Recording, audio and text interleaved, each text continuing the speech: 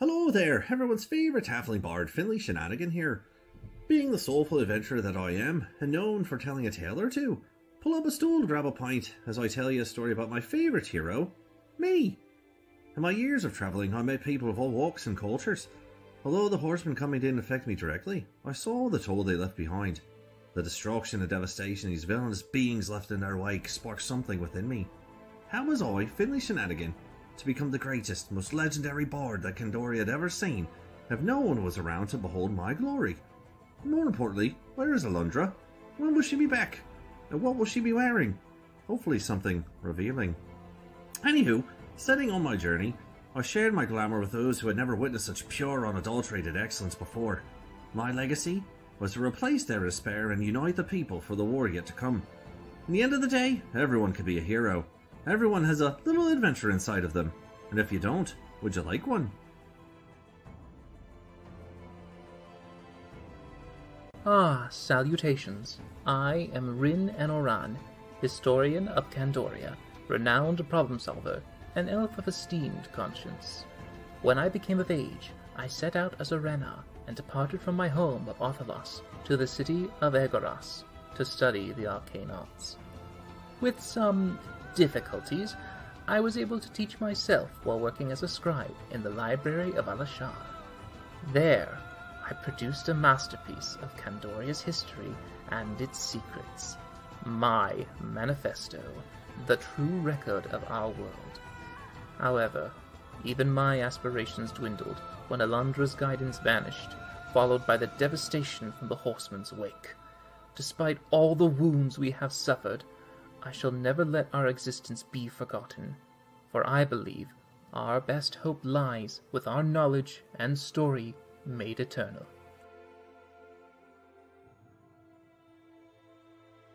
My name is Kurt Glaskin, and I have lost everything that I've loved in this world. My daughters, my wife, my friends, all of them dead to the horsemen. And now I have a chance to redeem myself, to protect my friends, to lead humanity into a new age of light and hope. Alundra abandoned us, the goddesses abandoned us, and left us with these monsters. And I want to take everything from them that they've taken from us. I live in a world of blood and hatred and violence, and so I will become that violence. I will be that hatred, and I will be exactly what we need. A sword against the darkness.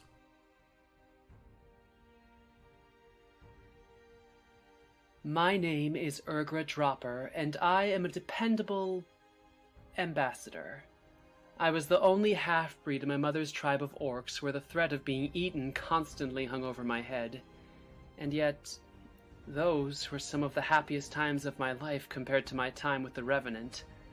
I was 12 when I first picked up a bow and started hunting, and I quickly found that people make the most interesting prey and often deserve an arrow in the head far more than most monsters.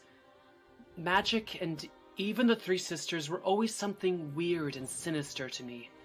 That is, until by chance I crossed paths with the High Priestess Alundra, who showed me that magic, like everything else, can be used for good or for evil. And that's what I'll keep on repeating to myself every time one of those stuck-up magical morons say something that makes me want to cut out their tongues.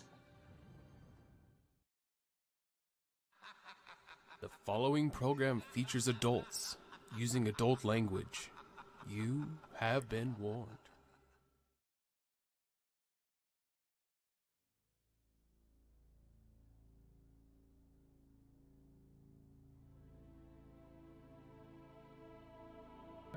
You have 8 seconds.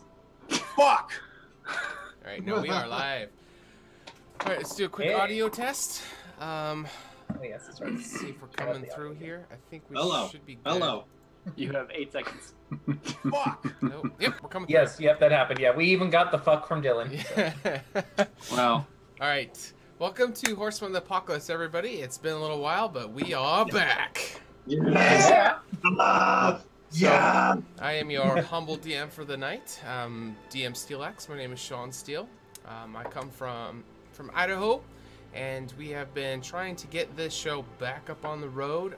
We have a change of cast, and we had a new character that was made, and a bunch of admin changes that we had to go through. But we are here again to start picking up where we left up from the Session Zeros, and we're still trying to build up this Session Zero arc to the campaign where we will hard launch. We still don't know exactly when that's going to be, but when we know, we will let you guys know for sure.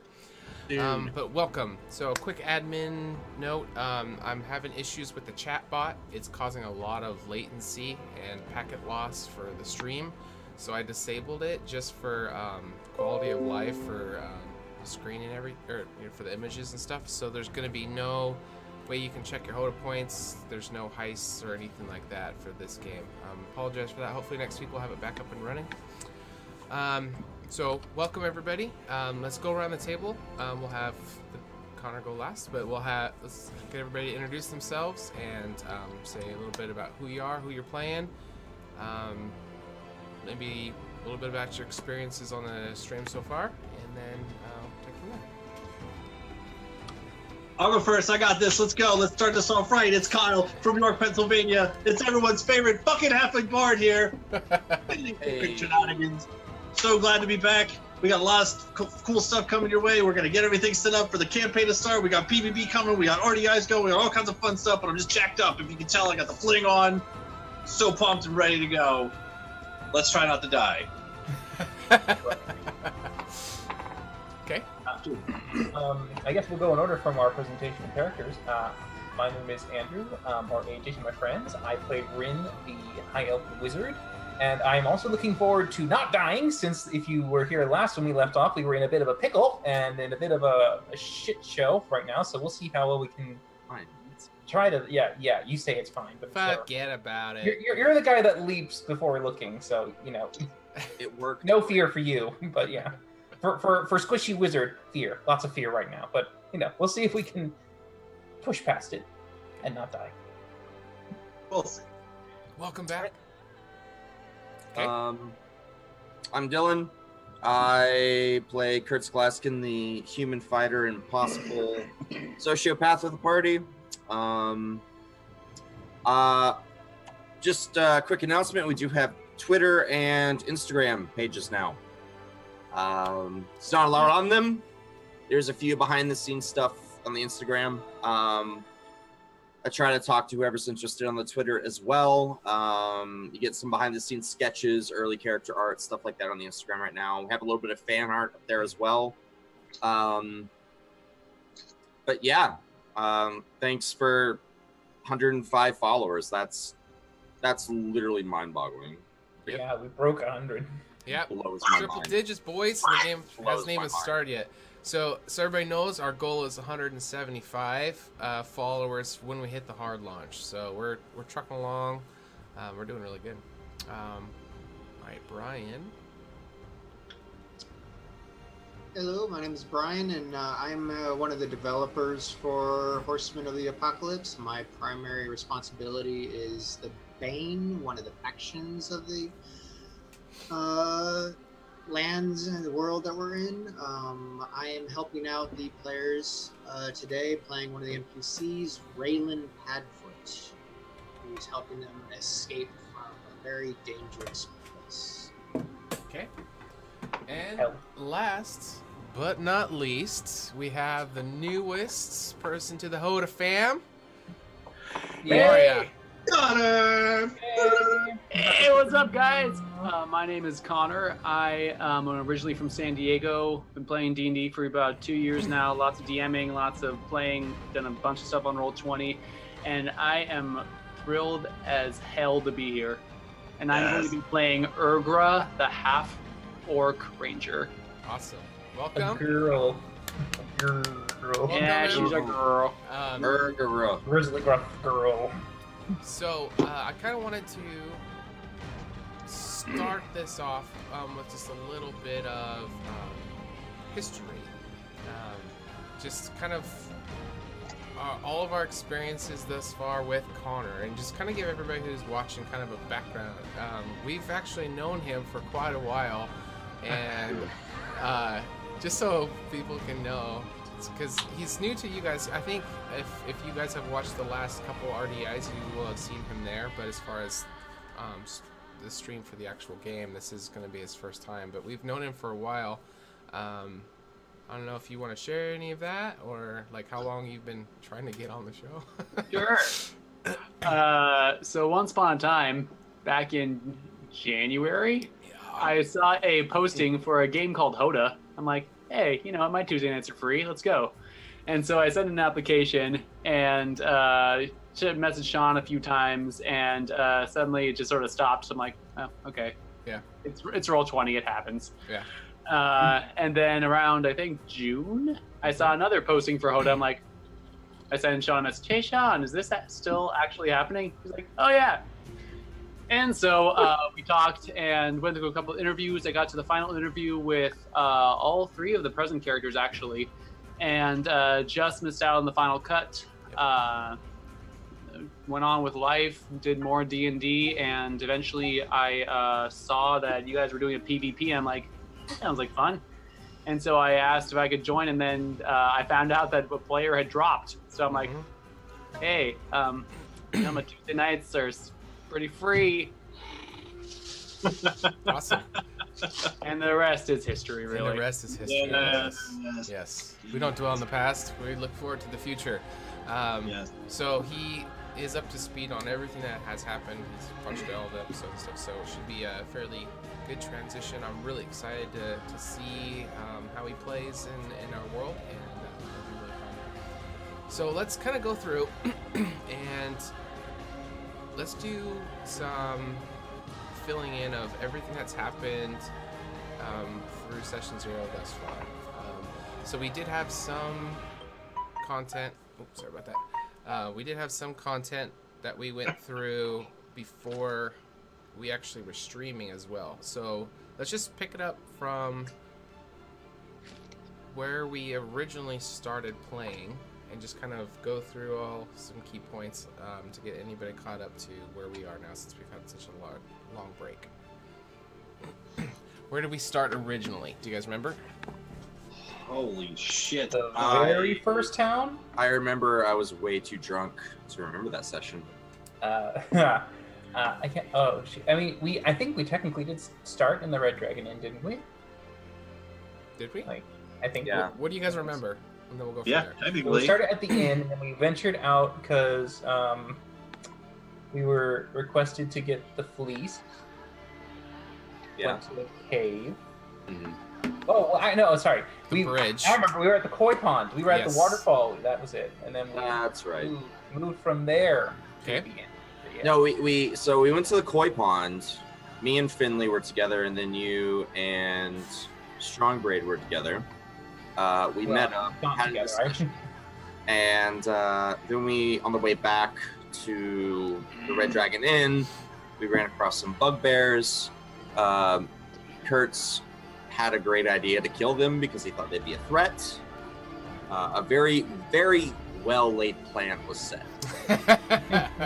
Perfect plan was set. The D&D And it worked out for the most part. Okay. And we killed the bugbears almost. Fire ourselves. Somebody died. I didn't die. I was unconscious. Knocked off. Yeah. We don't talk about that. Spear in the I'm back fine. was I'm fine now. I'm fine now. It got better. It's a flesh wound. Yeah, it got better. Fierce saved us from that. I was only Fierce. mostly dead. Fierce saved us from that. Fierce being the Yes. one of the chiefs, lion of the shroud. We went back with him. Wasn't he like the chief of chiefs? No, that's fire. Fire is the chief of Was chiefs. he tigers? He is the Yeah, Tigers, that was it. Yeah. he's the leader of the tigers. He took us back to the inn. Okay. We talked for a bit. Came down the next morning. He was talking to a bunch of other tabaxi.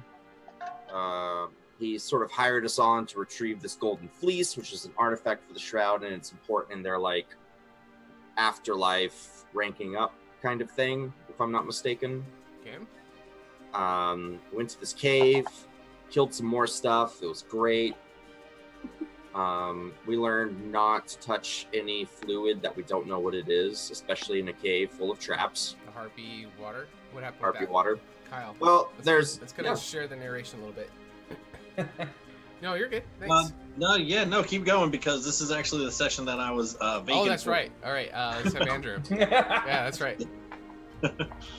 Continue. What was that cave like? You remember, Andrew? Oh yeah, I mean, I remember just the I remember how the chicken had a better initiative than all of us, as it was thrown off to the side with the axe beaks. roast chicken. And then I remember, of course, as we were venturing around, we eventually did stumble across the harpy water, which when stepped in, you couldn't pull out as long as the harpies were singing. And I think two people, I think it was Finley and Strongboy, got charmed to walk into the water at first. Okay. Yep. And we had a little bit of a problem with that, but thankfully when they stopped singing, it stopped working. But we kept some. We still have some with us. So, Great for torture. what was the activating? The song, the harpy song itself. Okay. Which was recorded and kept inside the manifesto, and with the help of Finley being able to musically write the score so that it could be read again if need be. Okay. But thankfully we were able to once more encounter our friendly monster, the bugbear, guarding the fleece after we avoided some awakened shrubbery in the north. And Shrubbery. Yes. Yes. Okay. we didn't need to worry about any knights up there. Thankfully, we went down, got the fleece, as well as a few bits of scrap, I guess you would say. And we didn't need to worry about the dresser drawer because we had our friendly Kurtz's chest, because he has a chest. I do have a chest. Yeah. And then we tried to leave the cave, but of course we were encountered with a little gnome female who was running for her life, being chased by Kenku assassins. Okay. Without really any question to the situation, we assisted in hiding her and tried to determine what they were going for, inevitably leading to Kurtz lobbing off a few heads. I don't remember if Finley killed one. I think he might have. They started it. Okay. So what was an interesting thing that the Kenku did?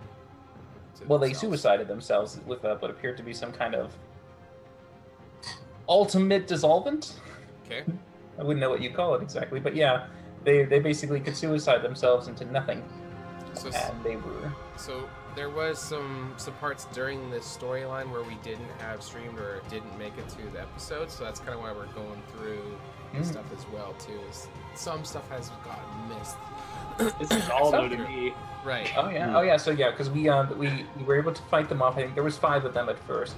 They were easily thwarted, 2 of which completely dissolved their companions' bodies to prevent any evidence from being taken. And as they tried to finish the last of it, we were able to knock one unconscious, inquire and ask about its particular organization, and we learned a bit about how they were a collective, almost little flock of a little. I think it was Kenku specific. Groups that were able to go on contracts. I know I had recorded the name, but it's in my level 1 character sheet, not my level 3 one, so I have to pull that up because I can't remember. All right, okay. Dusty Sky. That's what they were part of. They were part of that, a mercenary group of Kenku. What was that called? They're the Gusty Sky. Okay. And that the leader was named Ragebeak. And the only reason they were pursuing her was because she had stolen an artifact in order to try and sell on the black market. But thankfully, we saved the little gnome who we learned was Lilash, played by one of our developers for the game, as we all know and love her so much, except for Kurtz. But the rest of us like her. Yes.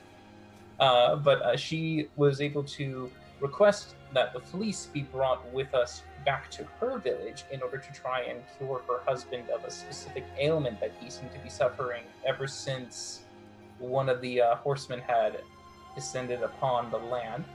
And with a little bit of convincing and bargaining with our halfling cleric who had joined us on the little quest, we made our way. That was Davis. Davis, yep. Davis, Dervish. Davis. Dada.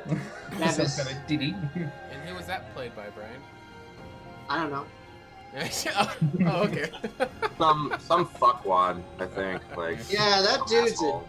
He was really handsome, whoever it was. Yeah. Like nice face, but just an asshole.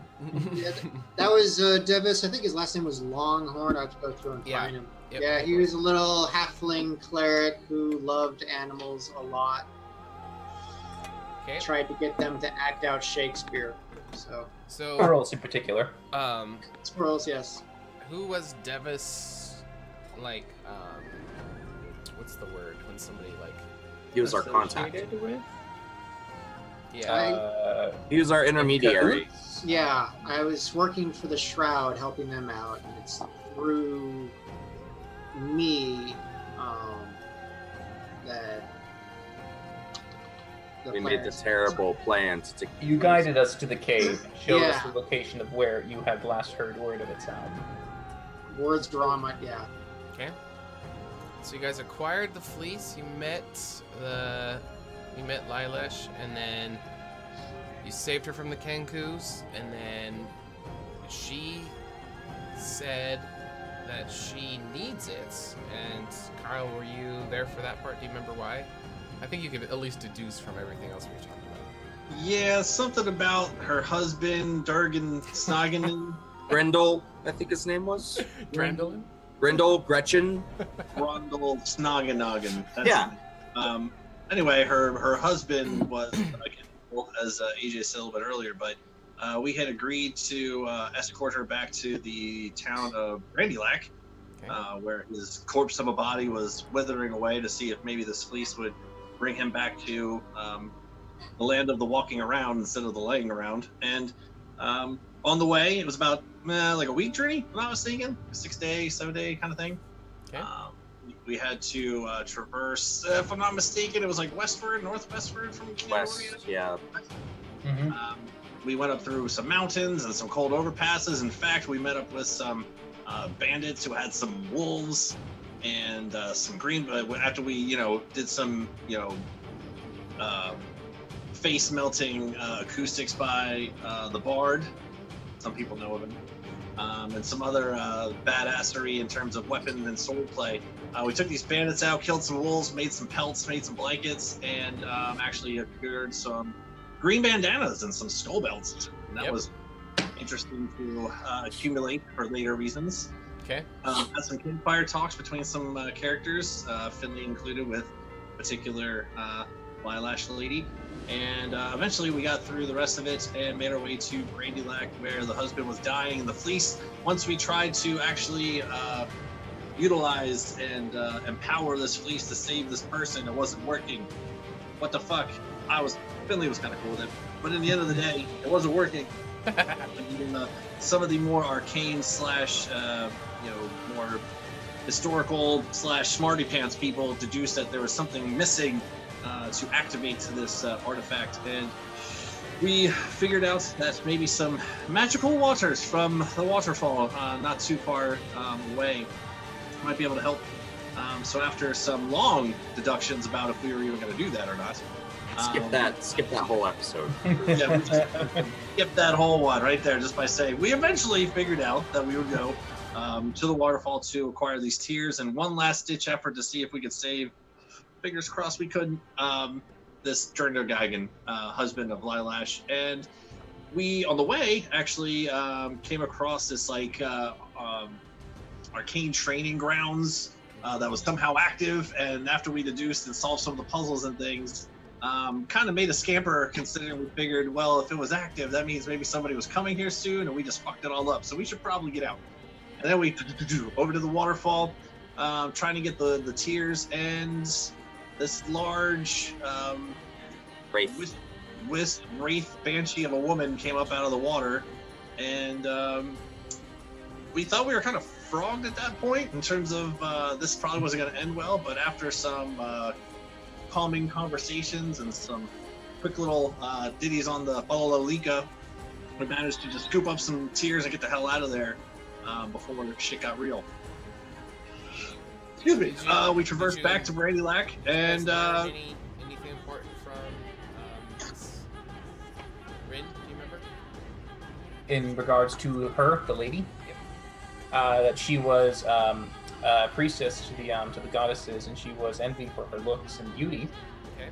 I remember that, and I believe she was an elf, and she was very, very much okay with talking as long as you continue to promote her vanity, and you basically every time you looked in the water you would actually see a reflection of grotesque horror, so it was not necessarily a pleasant sight. And Lilash actually kind of jumped the gun a little bit and just went diving in. She dived in. Yeah, not the first time Lilash jumps the gun, surprisingly.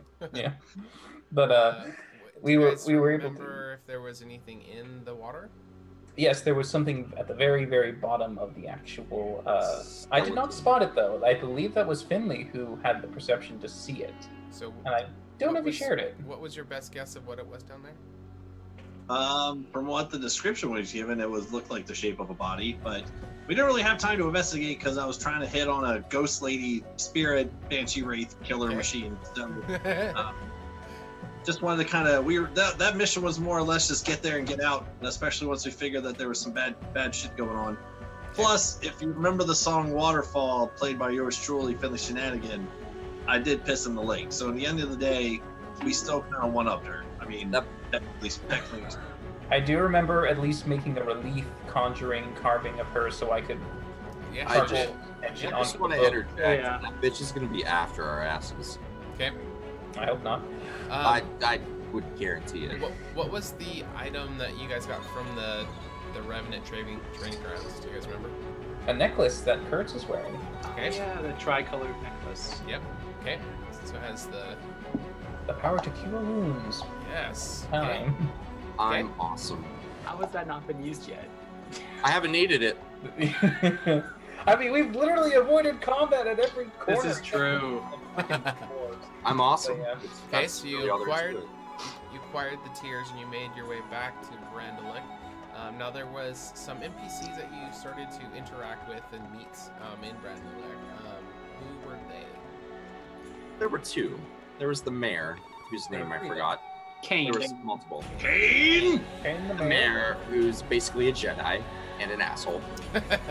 And he's involved in some shady shit. We eventually did find out that he was involved in sort of smuggling ring of dark magical artifacts. We also met with Captain of the Guard dipshit Marcus.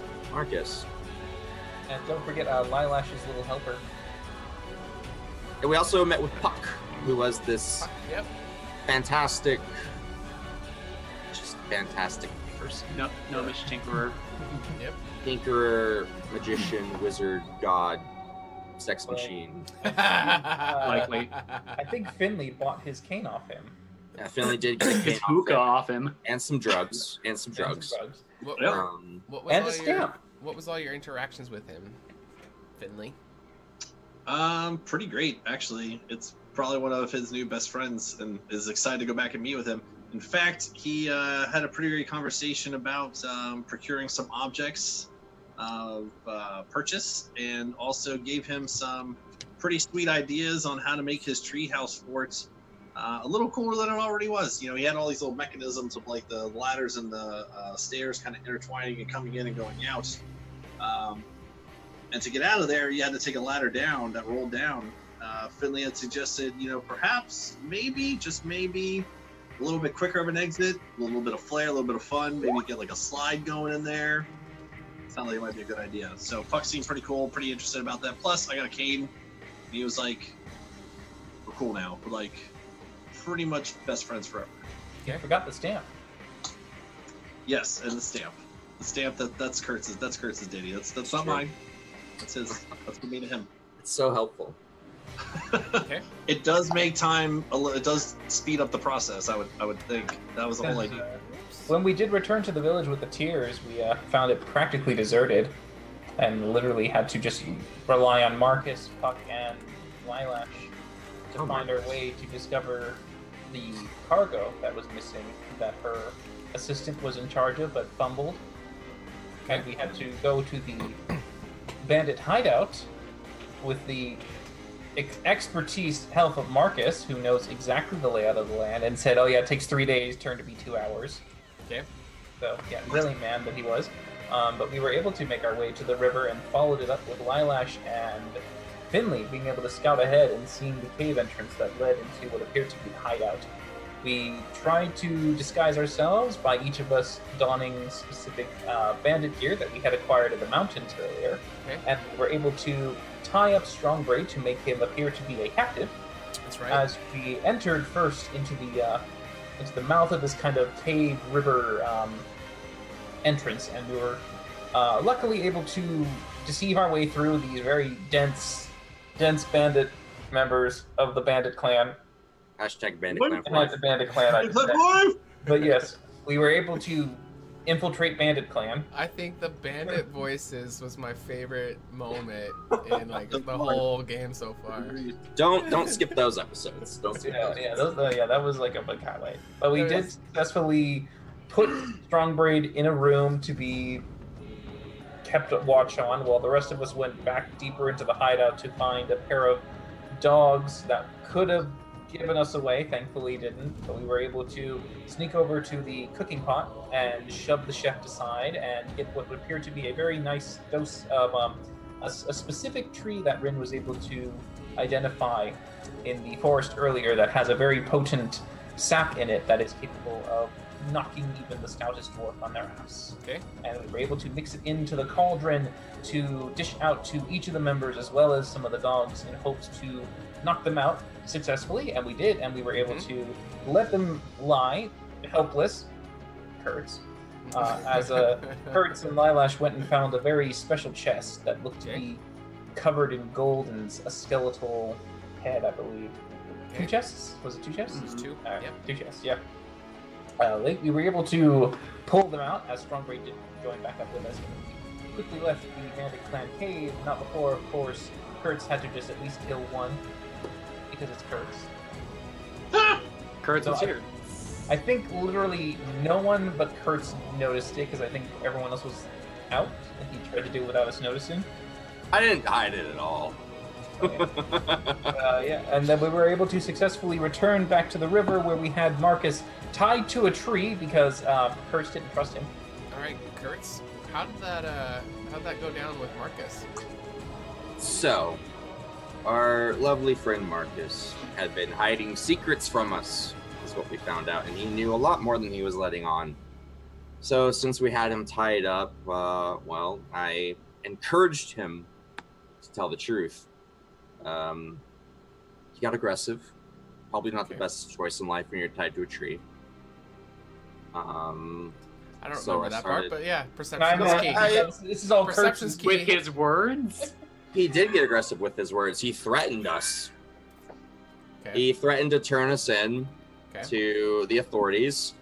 And we started asking him questions. He's in league with Kane, and he helps run these magical smuggling rings and things like that. And a few fingers later, he told us that he was going to turn us into the authorities. So I don't know, maybe I slipped on some mud. Maybe it was just some sort of divine intervention. But I just happened to bury a hatchet into his skull. Okay. And tie up that loose end. Okay. Right. It's the absolute worst way to bury the hatchet. Loose end It's the tied up. best. It's the best way to bury a hatchet. I believe you buried a magical item with the loose end. Yeah, but he had a magical belt, which I was like, hey, anyone want this? They're like, oh no, you tortured man to death, blah blah blah. Alright, well, he's dead, he doesn't need it, but okay. Alright, so he was buried. Lilash paid her respects, and you guys pressed on. What did you find out about the stuff you were carrying? What needed to happen? Well, Connor, do you remember? Oh, I do. Alright, let's get you to do a little bit of narration. So, we're to the episode point, so I actually do have some memory of what happened. So at this point, after escaping the bandit clan hideout and having dispatched with Marcus, the party continued on back to Brandy Buck? Brandolic? Sure. Yeah. To Lilash's hometown. And it was found that they could not contain their curiosity. There were these gilded chests that they were lugging along, and they opened them up, and lo and behold, each of the chests contained 2 vases, each with figurines of koi fish on them. Rin decided to cast Identify on them, needing to touch them, and once he made contact with it, it started to glow. And Rin got in his head that the party who he trusted the most should be the ones to touch the item to see if anything else happened. And so that was going along until Kurtz decided to have nothing to do with it. And a little co-op between Rin and Strongbraid. Strongbraid ended up casting command on Kurtz to pick up the vase, and Kurtz did. Immediately tried to smash the vase, and then got up all in Rin's face and threatened to kill him if he ever used magic on him again. Okay.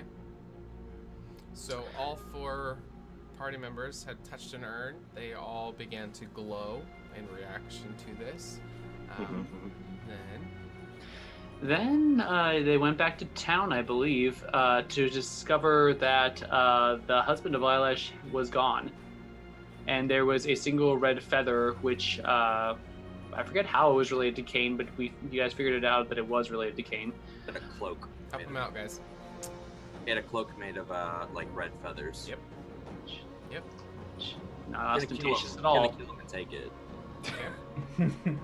All right. But yeah, so then the party decided to basically try to confront Kane. And so they went to his house only to find it was completely empty. And there was, in fact, a letter for them in his office saying that if you want to see this man alive, you need to drop off the cargo at the drop-off point and he will be returned.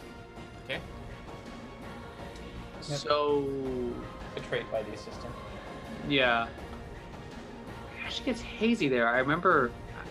Someone else take over, because I'm actually kind of drawing a blank on... I know husband got back, but I forget what happened in between. I kind of am as well. I think we just did a drop. We literally just, I think, left the urns. We somewhere. left it.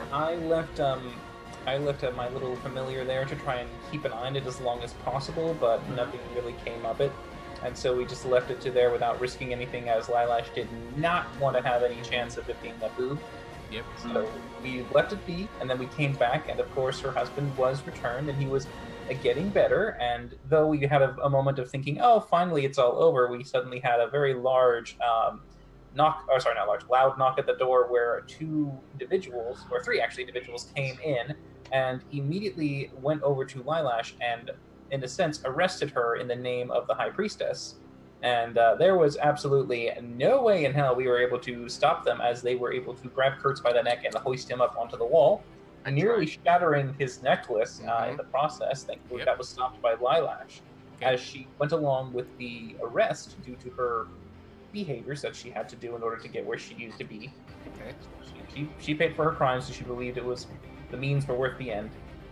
And as she was paddled off to the side and taken away, we said that we would meet her in Candoria and try to find a way to help her. As we told her husband to sit tight, get well, he requested that we save her. We said, yes, fine, we will. And we ventured down the road to go back to Candoria in hopes to try and... How did that interaction go, Finley? Of the, with the Goliath massive guards of destiny? Yeah. Are we talking about? And then taking away of Lilash, yeah. Not very well. In the blink of a moment, Finley tried to use almost everything he could in his arsenal to try to manipulate, deceive, illusion, switch places with Lilash. In the fit of the moment, that was a quick plan. But these fucking guys, man, they like saw through everything and hoisted Kurtz up. They're powerful creatures of fuckery that is on my shit list to figure out. But right then and there, we made a decision to continue to stick together and see about heading to Candoria to see what can be done about Lilash. And if I'm not mistaken, we kind of collected our things and headed out and traversed through the woods. And on our way to Candoria, we came upon a clearing with some dead bodies, if I'm not mistaken. Yep. Bears. And bears. After a little bit of investigating into these, I believe it was a half-orc and a human? Yep. Mm-hmm. Half-orc man and a human girl. Yeah, there was definitely a chick there. I remember that. That was explored thoroughly. Skip over that bit. I don't know. Or at least remember that girl. much. It got a little Body weird. was vulnerable. That's all I know. So over the next couple moments, we figured out that there were some bears in the area. We kind of deduced that perhaps from the split-second happenings of everything, that perhaps these bears are the ones that attack these people. So let's kill these bears and save these people. At the end of the day, we were actually, one was, if I'm not mistaken, fucking scared away by the man beast that is Kurtz. We slew the other two, and we made some more pelts. Just pelts for everyone. And I got a bitching cloak, guys. So yeah, Kurtz is slowly turning himself into a bear with his that he's so far. He's a manimal. It was in this point that we actually made the decision to avert our course from Candoria to traverse to a local town where perhaps these two individuals were from, to at least give them the closure and the courtesy of letting them know that, had they known who these people were, that this is where they had traversed to if they were lost. And on our way to this town, we came to another clearing with a farmer tilling his field, a dwarven farmer, if I'm not mistaken. At the sight of us, he was instantly frightened and said not to hurt him. I'm pretty sure that's a normal introduction for Kurtz, but for the rest of us, we were kind of like, what's going on? Even though Kurtz said he'd never been here before. Okay, fair enough. But after talking with this man, it was revealed to us that there were people matching our description who had laid waste to another local town fairly recently. And we decided to go to the town on the other side of the bridge to, after changing our disguises a bit, if I'm not mistaken as well, to relay the information that we originally came to town to deliver. which were the bodies in the woods. And somebody else wants to take over? Go ahead. There was his daughter that was there as well. Yeah. The daughter saw us and she came back eventually. So I figured I'd leave that open, but anyway. I think we gave them a little bit of charity. Yeah, that bit us in the butt. I think Kurtz gave him like a gold coin or something like that. We went to town under our disguises, started asking around, essentially relayed the information to the city's sort of marshal. Okay. And then that's when we heard a child's voice from the river. And instead of running like we should have, Kurtz went to investigate. The girl said another village had been raided, and then she pointed to us and said it was us, although that doesn't make any fucking sense. Okay. How could we burn down a village and still be here? Anyway, we were quickly surrounded. The rest of the party gave up. Kurtz eventually surrendered his arms as well. Very reluctantly. Gummy bear, if I remember, there was a gummy bear in there somewhere. Yeah, there was a giant gummy bear with a giant gummy bear penis. Yes. There was an attempt to free us, but it did not work. It was... Yeah, your, what was it, Phantom Illusion? Is that what it was? Yeah, Phantasmal Force. Phantasmal Force. Oh. So we were enchained and then taken down to a dungeon and left there for a while, where we eventually came into contact with another prisoner after a couple days of Kurtz constantly trying to get out. I forget the person's name. Raylan? Raylan. We met another person called Raylan that helped us sort of escape ourselves. Finley had a very emotional and adrenaline-driven time, sort of running around butt naked in this prison, trying to find a way to free us. Okay. And how was that, Finley? At first it was a little nerve-wracking, but as the confidence grew and the liquid courage of alcohol that he continued to find fuel him, eventually over the course of, not too long, it took a little bit, but not knowing where the hell we were, but not after too long, equipping some weapons, some alcohol, finding the key, freeing his fellow allies, and we have since been traversing through these dungeons, trying to make our way out the way that our new friend Raylan said that she had been meeting with her cohort, if you will, her contact, somewhere down in these mines, bringing back and forth minerals to the outside hill dwarves, if I'm not mistaken. So the plan was set to find our shit and get the shit out of here. If I'm not fast forwarding too much.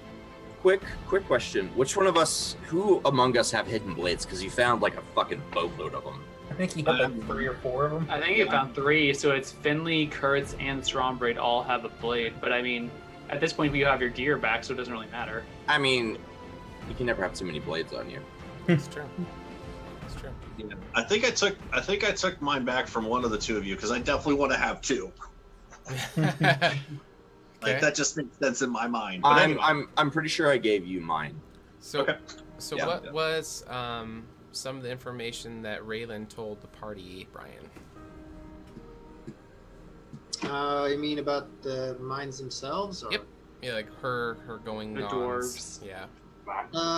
Currently, historically, there's been a bit of a schism or split in dwarven politics. The mountain dwarves are siding with Grimtoe, and the hill dwarves are siding with Ironside over who should be king, considering the king was assassinated recently and effectively disowned his older son, Grimtoe, but Grimtoe doesn't want to give up the throne that easily.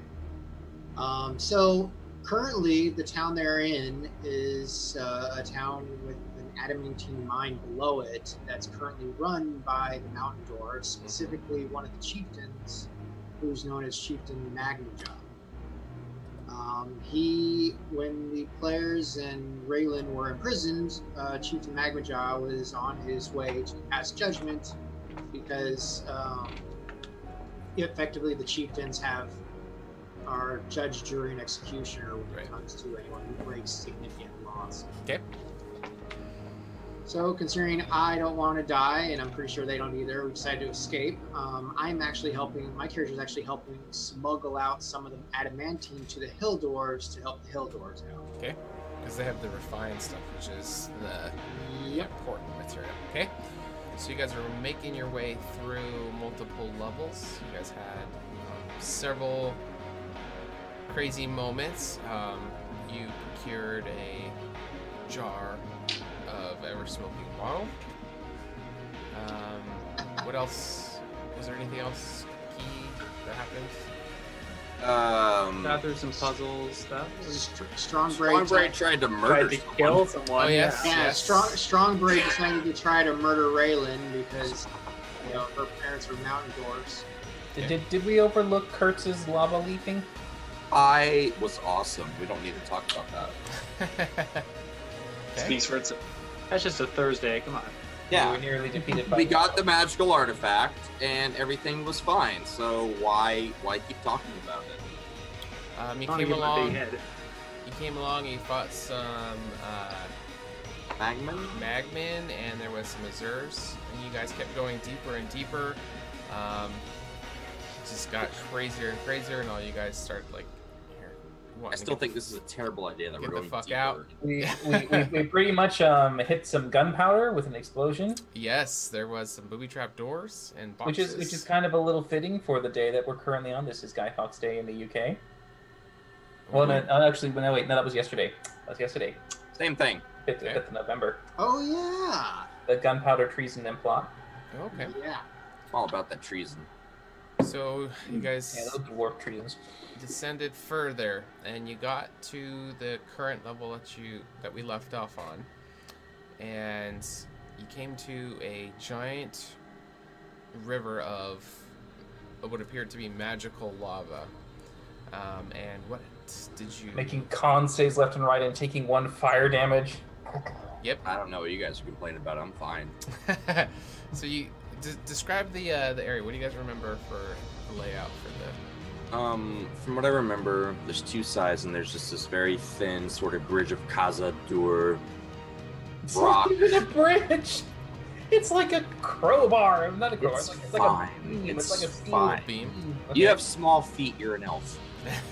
How do you think I feel? Okay. And if I remember right, Raylan had never been this far. Right. Nope. She usually met her contact like a couple levels up. Yeah. Okay. So we're essentially flying blind at this point. Strongbraid tries to go across first and slips. Kurtz dashes across the beam like a fucking cat. He's awesome. Okay. And then from beneath us, a fire elemental rises up out of the magma. Okay. The liquid magma. Okay. Magma.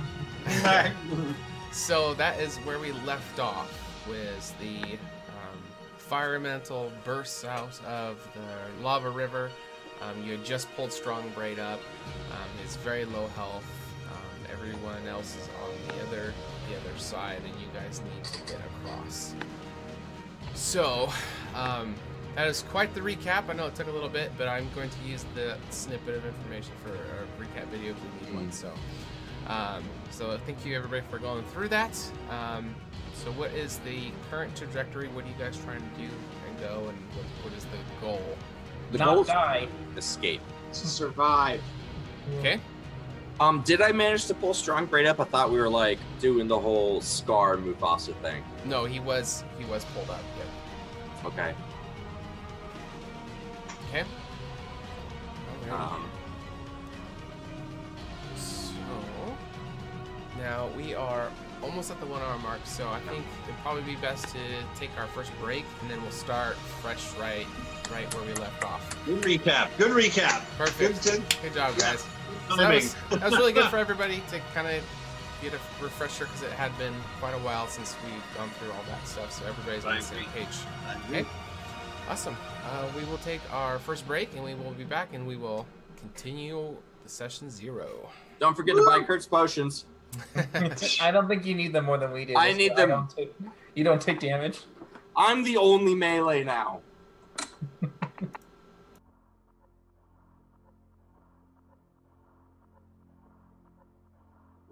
All right, and we are back. So we are picking up, finally, where we left off. And so the party had rolled initiative, and it's like Raylan is at the top of the initiative order. So before you is a very high vaulted cavern with stalactites, stalagmites everywhere from the top and the bottom. This really wide, extremely hot, magical lava river is meandering through here. The only way across that you guys can tell is this steel beam that is going across over it, and it's about 6 or 7 inches wide. On it we have Kurtz, and just in front of him is Strongbraid, who's extremely low health. The fire elemental had just burst from the lava bubbles that was below. So, what do you want to do? I believe the last time I had already hidden behind this rock, so I assume I'm hidden from the fire elemental? Yes. Yes, you are. Sweet. I'm gonna shoot it with my crossbow. Okay. Bold move, Cotton. Let's see how this plays out for you. I get advantage. I'm gonna roll that one more time. Okay. Both are really good. Too bad you were one shot from the next one. Ooh. That's max damage on the weapon. I lost the... Brian, do you see the fire elemental? What year is he? What? I'm sorry? What year is he? Yeah, I was like, what? Probably year 9, that's where all the fire shit happens. Okay, what? No, we're good. I found it. Oh, yeah. Okay. So it was a 22, so that is a hit. Already rolled damage. Yeah, 6 sneak attack. Well, that's average. Yeah, that's average. Last time. But like, I think that's almost my max for my Zweihander. No, you do more than that. I'm really starting to learn to enjoy rogues. Rogues are fun. Yeah, they're definitely a different, it's all about the sneak attack, man. Yep. Place that properly. Okay. So I attacked, and then I'm just going to stealth again. Okay. And that'll be the end of my turn. At 21, yeah, you're definitely successful with that. Yes, I am. Alright, so Strongbraid looks back at the party, and especially to Kurtz after you just pulled him up, and he asks you, it's like, what's the plan? What should we do? This foe is beyond any of us. We need to get out of here quickly.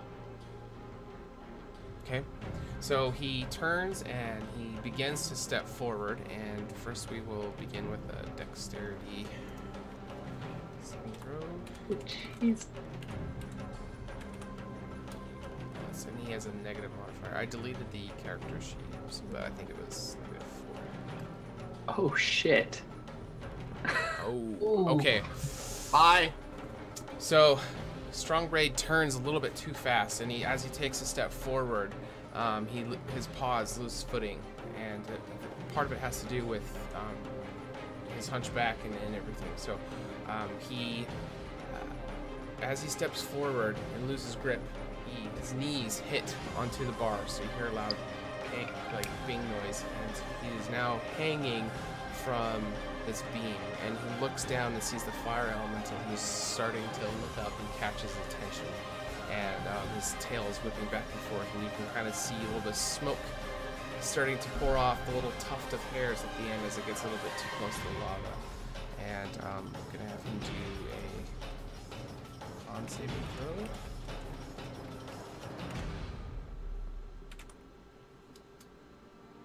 Oh god damn it! Okay. Oh my fuck. So he's gonna Wow. take. Jesus Christ! Is this the wheel of crap? Okay, at least it's happening to him and not you guys. Was it 1 or 2 fire damage? Do you guys remember? It was 1. It was 1. Okay. Wait, I thought it was 3 at this level. Oh, I didn't know there were levels. Like the previous level, like above, it was 1, but I think once we got down here, it like jumped to 3 points of damage. 3. Okay. Ooh. Okay.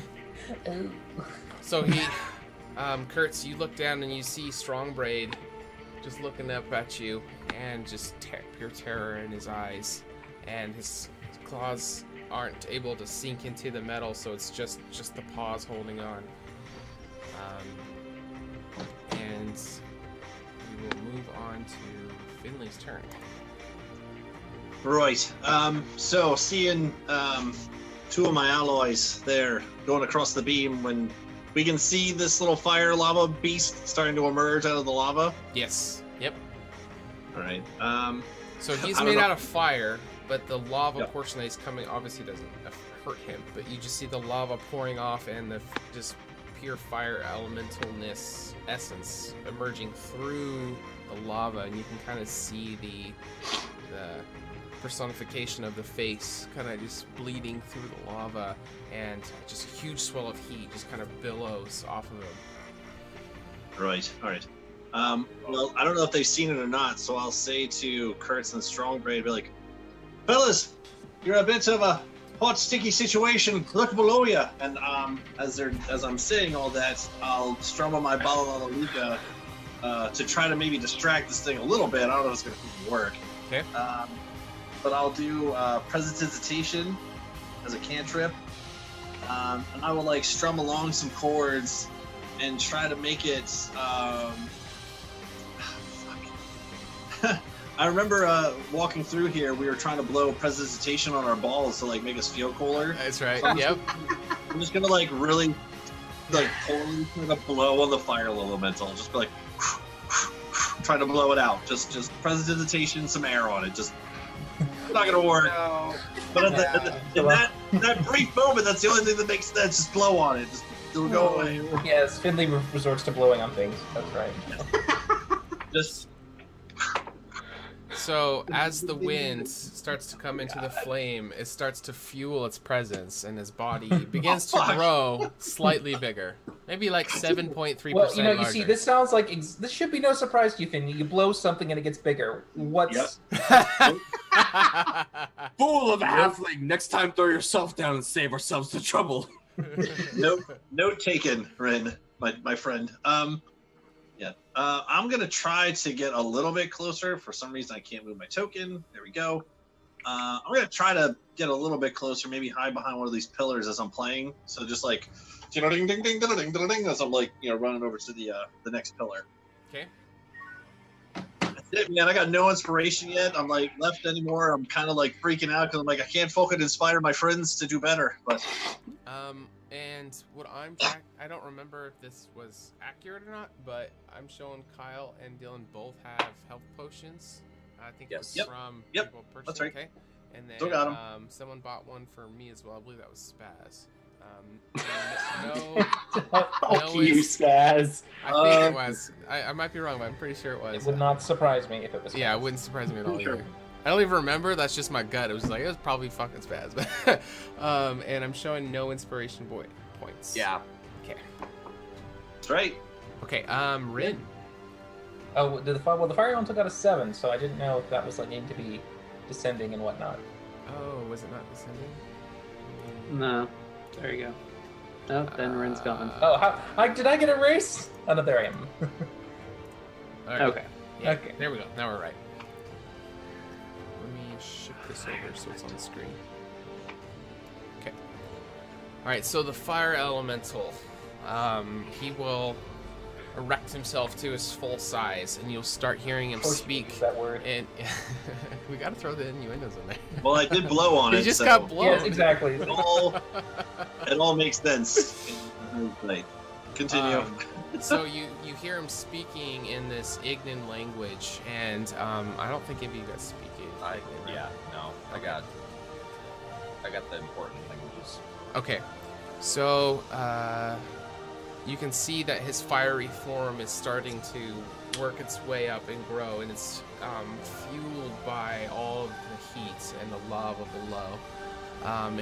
His body at this point, now that he begins speaking in this foreign language, starts to radiate extremely bright light, and before it was darker, but now it's just glowing bright, and you can see from the holes from where his eyes and his mouth are is just a pure white beam shooting out. So he is going to work his way up, and his arm is going to kind of materialize out of the lava into this giant flame hand, and it's going to reach out and it's going to swipe towards the closest person, which is Strongbraid.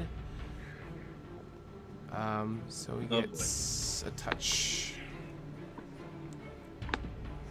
11.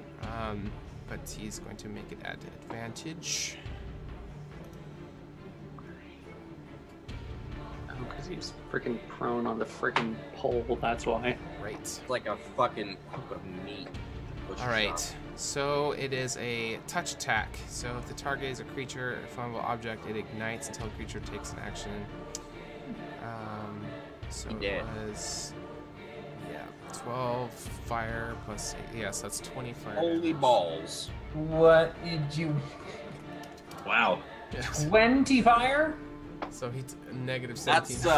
That's rough for me, guys. Okay, so Kurtz, I mean, you guys can all see this on, but Kurtz, you have, front row to gets to this. So you're looking down, you see your half tabaxi, half dwarf friend hanging from this beam, and this massive fire elemental presence comes up, and his flaming hand comes and just completely engulfs him and pulls him and descends back down into the lava. And as his body hits the surface of the lava, you just see an explosion of smoke and flames just burst out. And you hear very instant sizzle and scream noise coming from the tabaxi. You see the face of the fire elemental starting to emerge once again from the lava. Yeah. Holy shit. I'll just turn. Fly, you fools!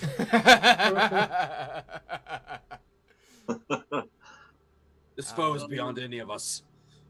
Oh, I did not have you guys make the con saves on your turn, so let's get those rolled. I haven't even done my turn because I'm slow as fuck, apparently. So that was... Who did we go through already? Raylin and Finley are the ones who need to do it. Yeah, let's get... And Strongbraid, but... Well, he did. I think he's okay. I think he's good. I think he'll be okay.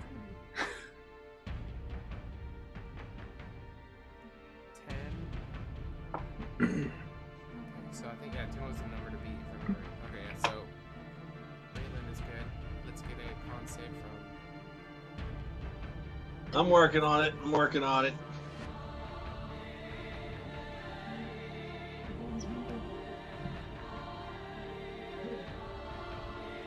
Alright, guys, I have a plan. It's a real bad plan. Well, I thought the plan was run. I have another plan. Running seems like a good idea. Since you literally just said fly. So. I have another plan. An additional plan. An addendum, if you would. Yes. Did-a-dum-dum.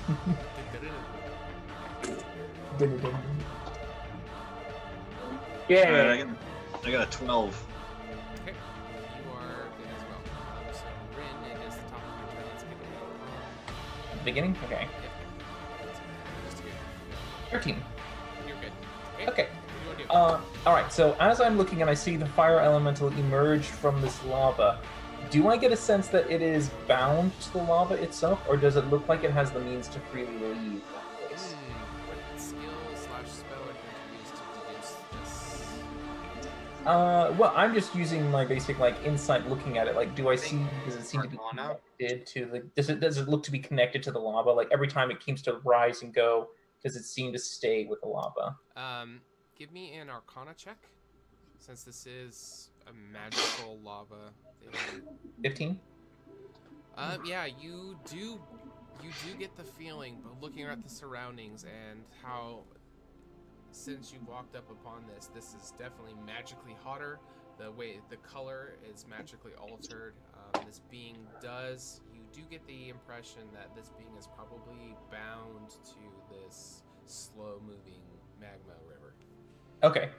So yeah, with that, Rin is going to just probably grab Raylan by the shoulder to get her attention and look over at Finley and Kurtz and just say, "I believe it's bound! We need to retreat back up the stairs!" And he's going to immediately try to drag her away with him as he goes up to get her to move with him. What? You're wanting to go back? Going back up the stairs. Okay. Back up the way we came to at least get some distance, because it cannot follow us, Kurtz. Okay. And then I think I can only move half speed if she lets me grapple her. Raylan, are you wanting to contest this, or are you going to freely allow your ally? I am contesting it. I would like to contest this as well. I can't grab you. So let's get a strength contest. So we'll first roll a strength check. 5. Yeah, brilliant, of course. Okay. 5. Brilliant. All right. Back off, elf! Okay. Be gone, thought.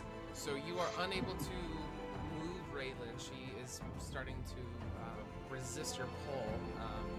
So it did not take much movement. Oh yeah, that's my action to attack a grapple in a sense. But yeah. So then if she doesn't go, I'm just going to be moving full speed away up into the hallway. So that's me up to here.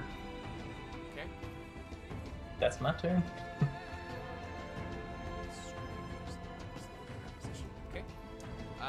So you want to say it's not your turn, but you're still able to. It's a free action spell. So.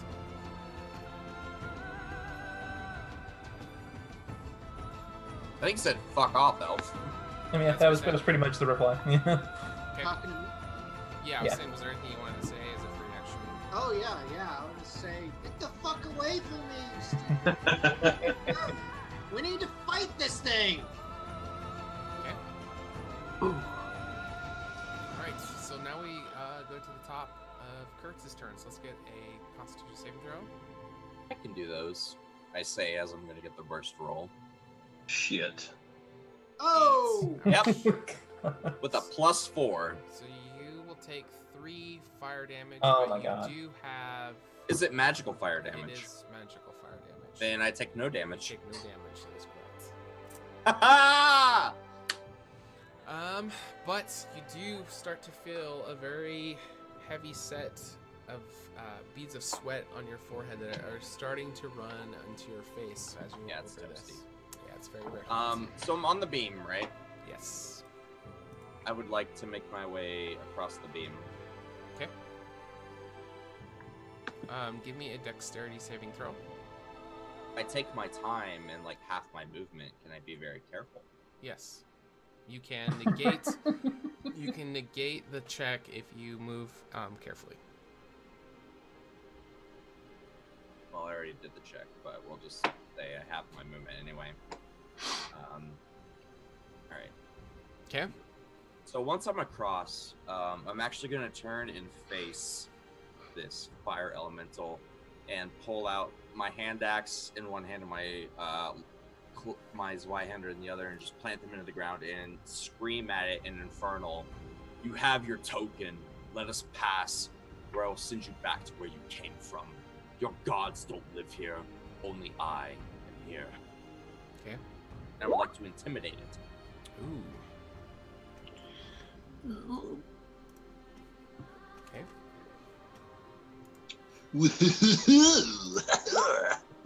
Gonna be another nat 1 moment. No, That was pretty good. 17. Oh yeah, that's not bad. Top of Hard Darkness feed. But I don't think that works on a elemental. Yeah, I would say not. Let's see, Yeah. he is conditioned immunities. Don't think they include fear. No, I was just checking to see what they are immune to, just in general. Just to kind of see how robust they are against things. My axe is I was magical there. as well. Okay, so you use the Heart of Darkness, though, right? Heart of Darkness, speaking Infernal. Just, yeah, trying to scare the shit out of this thing. Okay, you are unable to, I mean, this is, you know, an elemental, it's not a humanoid, but from your best guess, as his face is coming through, it kind of pauses and it makes a look at you, and you kind of see its movement that was moving to come up to back to where it was is more of a lower stance position, and it kind of looks like, from what you can make through the fire breaking through the lava, it's kind of hunched over like this and kind of leans towards you, and you just hear some Ignan language which you can't understand, but it's kind of like almost trying to engage in conversation with you. You get the impression of the voice sounding very angry, but you do get a hint of intimidated feeling through it. I'll just scream at it again, because I'm assuming it can understand me, since it's intimidated. I'll just scream at it again. Let us pass. You've taken one of us. Take no more. And I will let you live. Okay. And I'll look to the rest of the party and yell at Common, get the fuck over the bridge. Okay. Okay. So anything else you want to do in your turn? Fair deal. I'm taking an action. Oh, ready an action in case it attacks me. I would like to ready the dodge action. Oh, okay. Granted. All right. Back to the top. Raylan. All right. I'm going to go ahead and run across, as you suggested. Okay. So I'm going to go ahead and move. It's moving really slowly. What the hell? There we go. Okay. You're probably running into the Yeah, I didn't realize that. Like, holy crap. the dynamic lighting grounders. How much movement is that? That was... Yeah, the feet are off on this map. So just go by So the it's go by the squares, By the grid. squares. Go by the squares? Oh, okay. Okay, that makes more sense. All right, so that's what? 15. Okay, that's move action. I'm going to use my dash action to go across. Okay. Give me a dexterity saving throw.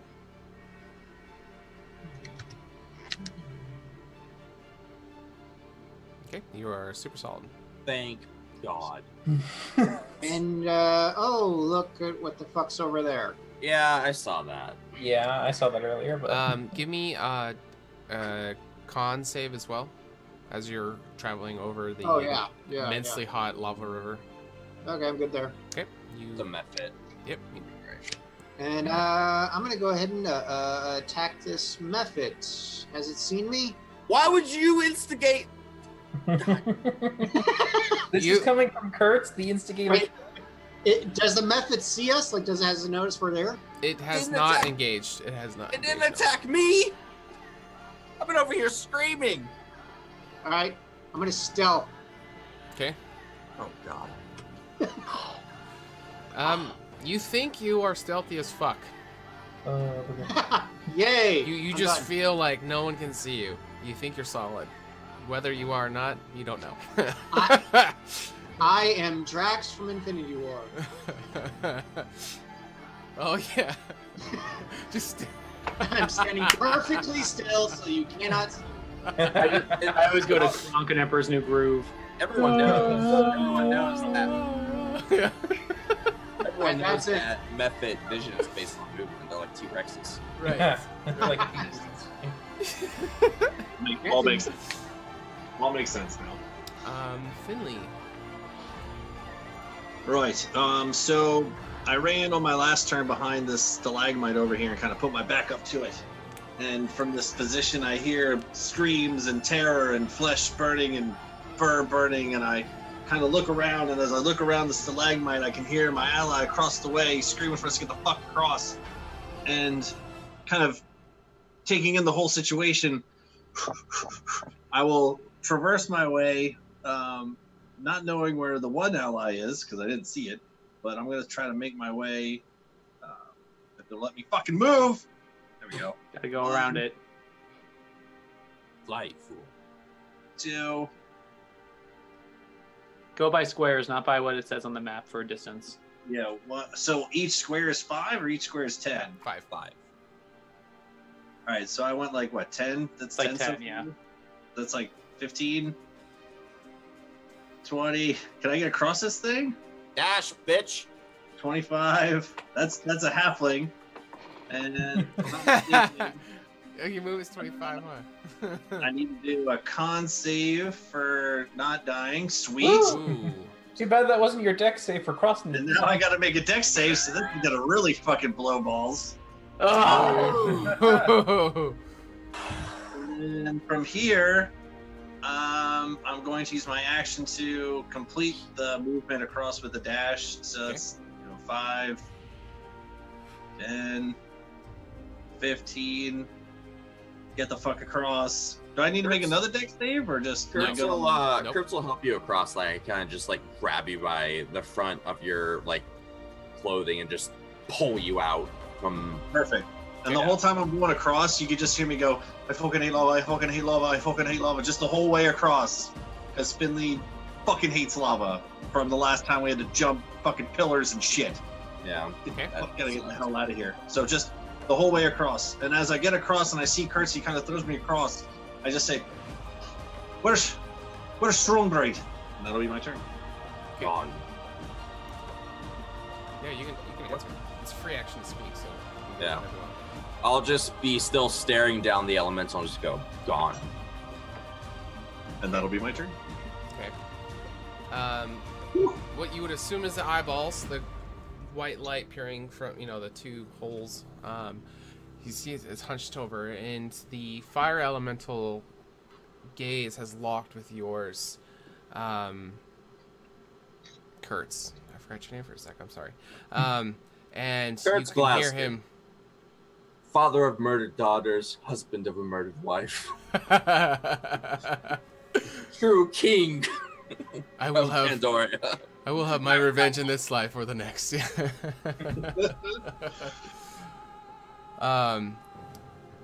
You will see him lock gaze on you, and he will rear up one arm, and he will slowly start to move towards your guys' position, but he will not attack. And he starts to speak in this language that you don't understand again. Fuck. Does anyone speak Ignan? Nope. Does anyone know the spell for comprehend languages? It's only for reading. No, it's also for Oh, it verbal. is? It is. It's just that I cannot speak back in Infernal. I don't give a fuck. Okay. It understands Infernal. So you do understand it, Rin? Well, I mean, it's when it gets to my turn. So, Well, Yeah, he can cast comprehend languages and like translate. okay. So you hear this fire elemental trying to engage with you, but he's starting to get very angry very quickly that you are not responding. You had this moment, this connection, you responded, and he's not getting a response back. So he's going to take his turn to kind of build himself up, and he is readying an action. Same. Fuck. And you do see both of his hands are kind of in this kind of position. He's gonna Kamehameha me, guys.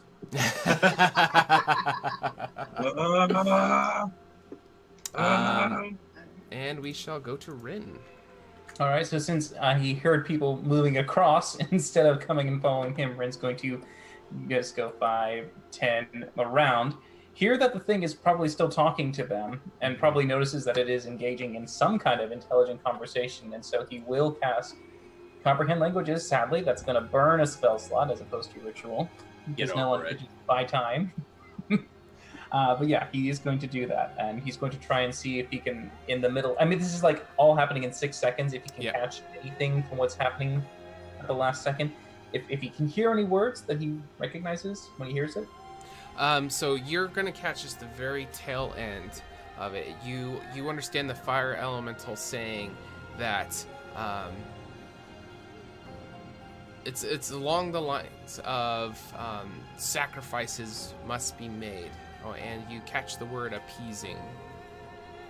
Okay, so as I hear that last word, with my free action, I will try to mimic that exact word with the actual voice tones that I make to try and see if I can make him hear that I'm saying the word appease in Ignan. Okay. So it's not actually me being a perfect translator, but I don't know if it understands common yet, so I'm just going to try to say that word. Okay, give me just a flat d20 roll. Oh, okay, sure. We're gonna die. 9. 9, okay. So 9! Yeah, 9! We're gonna fucking So die. you think that you're trying to replicate just the one single word probably came across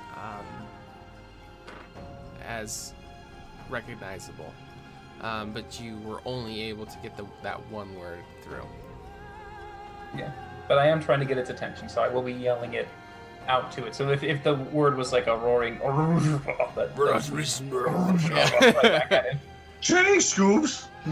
So as you say that one word, the posture of the fire elemental maintains the same, but he slowly kind of half turns until he can barely see your view of you around, and he says the word back to you. You done fucked up. I don't know if that's my turn or not, but I mean... No. He wants your soul. I mean, because my action was to cast the thing, so I mean, if you still have more movement, though. Yeah, I'm not... Okay, I'll move probably, because it was 5, 10, 15, 20... I'll move right there, where I'm kind of semi-covered with the rocks in case something bad happens. But yeah, he was turning towards you, but you were able to move quicker than he was turning. It's not his turn, so. Yeah, but close enough for hopefully him to be able to. Yeah, so you caught his attention, and he is drawn to hearing his own language, so he's trying to locate you. Okay, well, hopefully he sees me, but yeah. And then we go to Kurtz. What do I know about fire infernals? Give me a history check. God damn it. -10.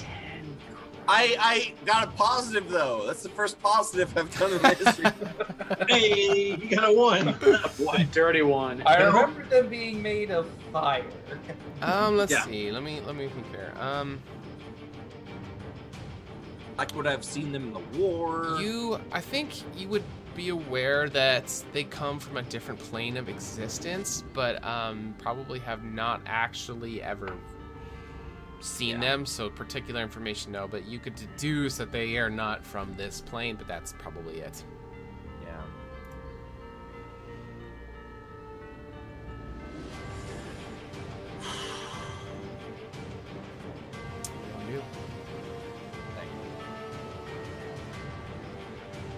I'm gonna pop the ever-smoking bottle.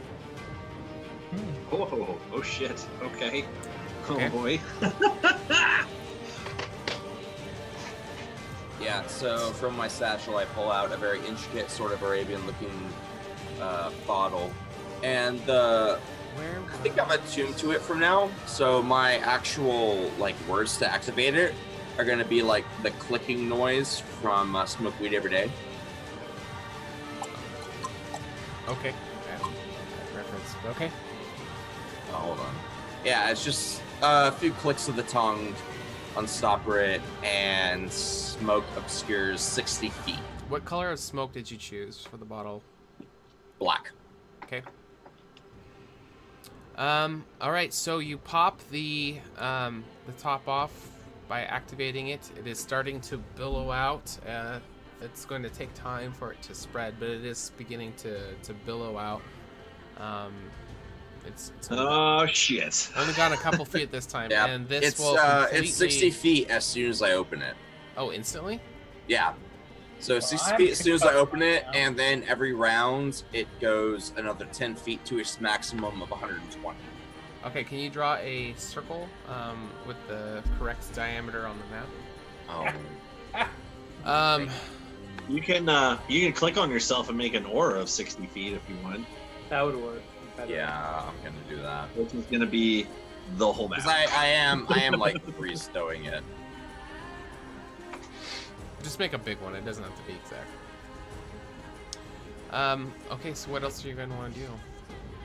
As I pop the bottle, I'll Fire. still yell at the thing in Infernal. Leave us, please. We've given you a sacrifice. We've given you a friend. Let us walk, or I will slay you and send you back to every hell you've ever chosen. Okay. It does not seem to respond to the infernal speech. Shit!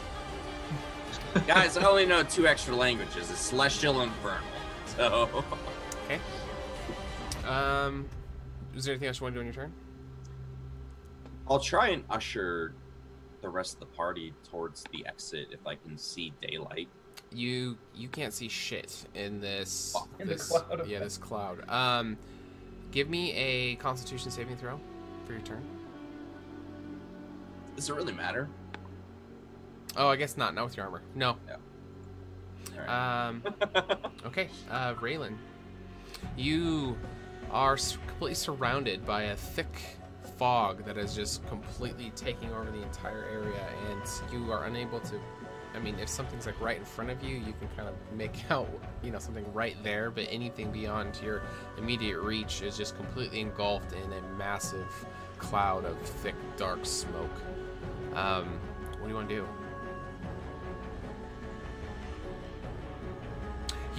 You guys can use the source of heat as kind of a way to orientate the lava. So give me a Constitution save, but then you're also going to be able to tell, right, this way is the way away from it because of the immense heat. Okay, so you do not take any fire damage. What do you want to do?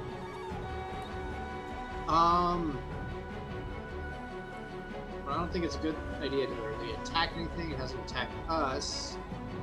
So... Well, it murdered one of us. No, the method. By the last round, it hasn't. So I'm just going to move slightly over really quick. I'm going to keep my rapier in one hand pointed towards the method and the crossbow in the other hand pointed towards where I think the fire elemental is. Okay. And yeah, I'm just going to hang it. Yeah, I'm cowboying this shit. Okay. So you want to ready in action? Yeah, I'm just ready in action to see if anything moves towards me and I'm going to attack it. Okay. And Finley. Right. Well, since I can't fucking see here now, you can see like 5 feet, I think, with heavily obscured. Everyone's blind. Heavily obscured is blind. Right. I will say. I'm granting that if something is right there, you can see, but anything beyond right in front of, like if you were standing right next to the wall, you are aware of the wall, but right. I mean, you couldn't like read anything on it. Yeah. So as Kurt takes out the bottle and opens it up, and smoke just fucking fumigates out of this thing real quick.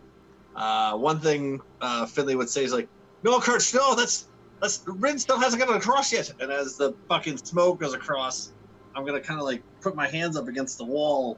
Fucker, and Rin's dead. Yeah, basically at this point.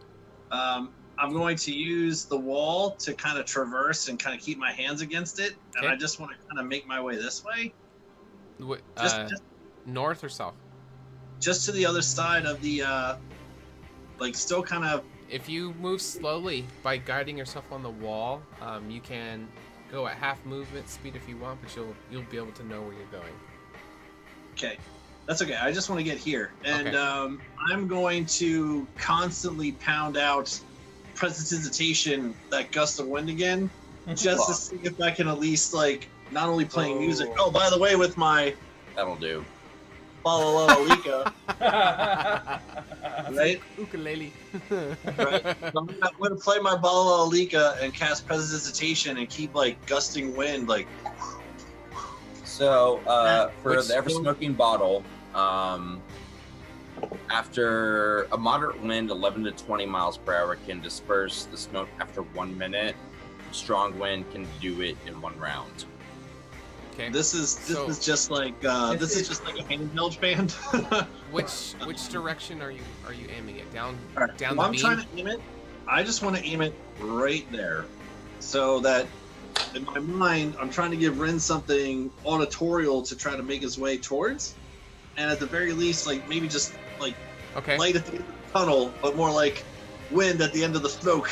Yeah. To make his way across that. So Rin, he won't see it right away, but maybe like if he just, it might help him towards the end of his traversing. Rin, give me a perception check. And I need to do this. Yeah, but Actually, wait, that would have gone off your passive since you didn't know it was there. What's your passive is 12.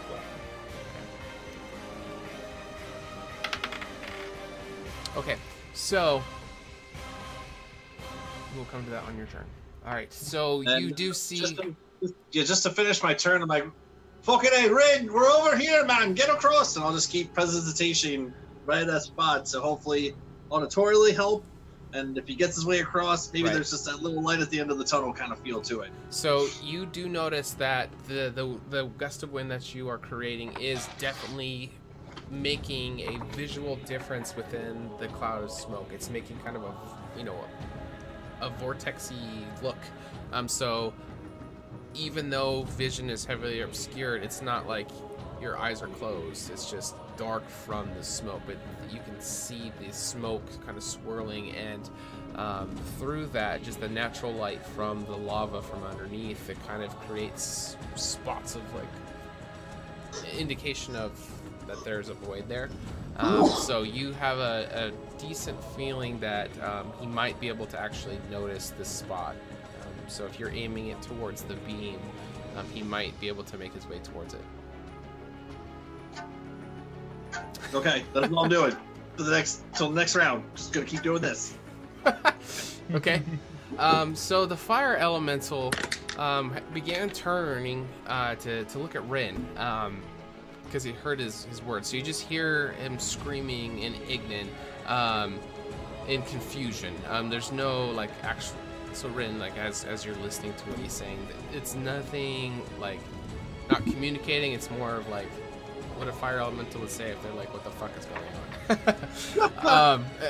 So he, you start to hear loud explosions of lava pop off here or there. You don't know what he's doing, but you do hear movement, and you do hear a roaring sound from the fire elemental. Kurtz, you are near the lava. Give me another Constitution saving throw. I done fucked up, guys. You are unaffected. Okay. Woo! Lava splashed on me, just wipe it off. Like, not today, Satan. No, it did not splash. Otherwise, that would have really fucking hurt. And then Rin. Okay, so Rin is going to once more try to guide the elemental with that word to try and say appease, to see if he can direct it kind of in his direction towards where he is. He's going to basically say it where he is, but he's going to place a minor illusion of himself. Okay. Standing basically right at the edge of the lava. Okay. Right around here, with his hands wide open, as if like ready to take something, head down, eyes closed, completely motionless. It is just a single slow image of him standing there to look like he's sacrificed while he sneaks over. I don't know if I have to stealth, but I'll try to do the sneaky to get onto said bar. You're already heavily obscured by fog everywhere, so I would think you would not think it would be needed. Well, I'm gonna definitely, but I'm trying to be quiet footsteps. Okay. I'm definitely feeling around. Okay. Because I just said that one word, and I'm trying to hopefully see that it goes right back to where it first heard the word, and try to make sure it doesn't hear me go. Okay.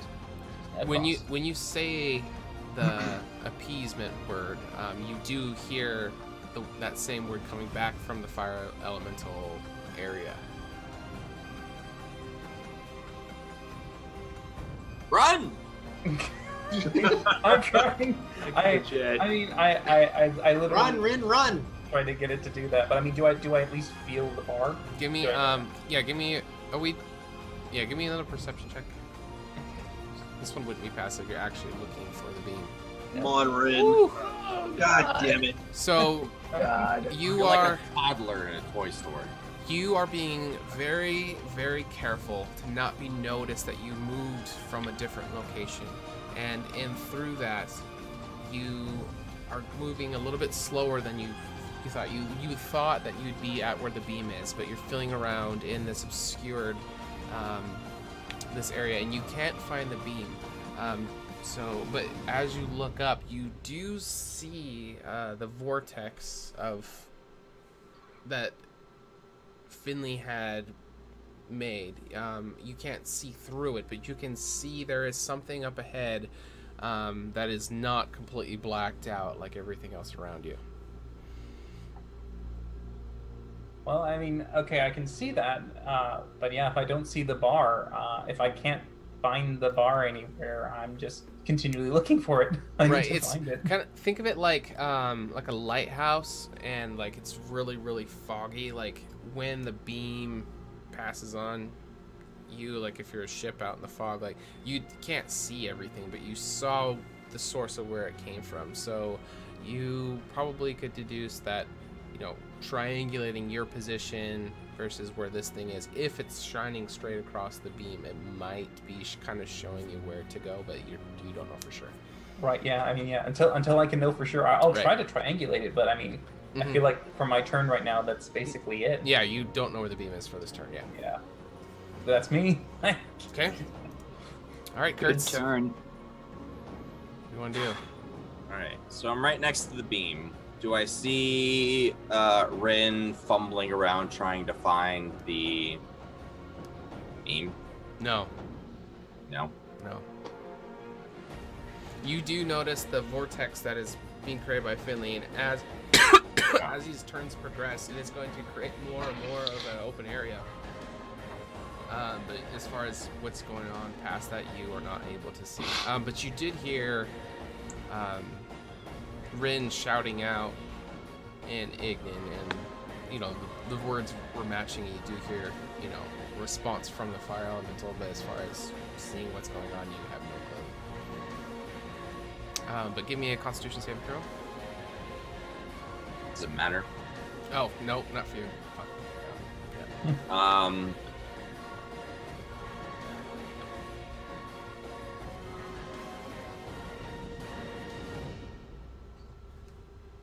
Finley's right next to me, isn't he? Would I be able to see him? Yeah, I'm behind you. You could hear him. Yeah, you Like, could hear him, and you can see the vortex coming from an area very close to you. You can't see him, but you just see the lack of smoke it's kind of like a cone coming out, very thin. Okay. I will put the stopper in the bottle. Okay.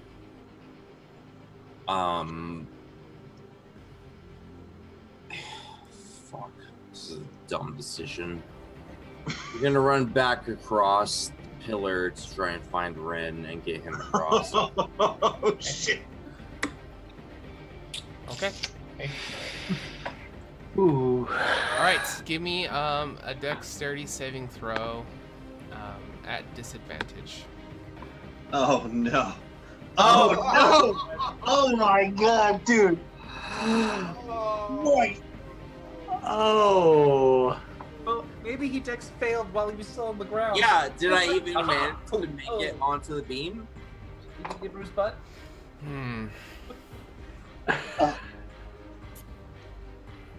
Oh my god! All right, I'm gonna roll for it.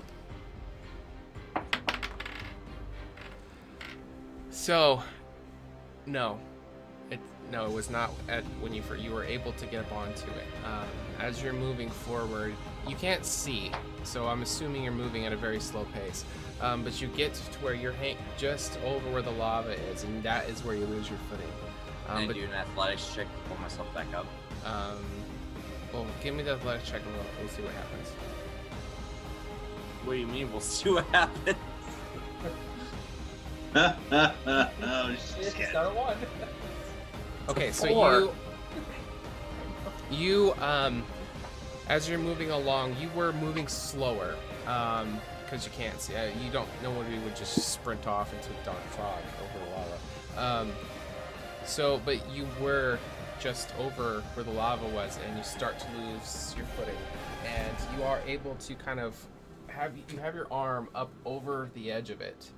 So you're not free hanging. You kind of have a little bit of control over your. So you're not descending anymore.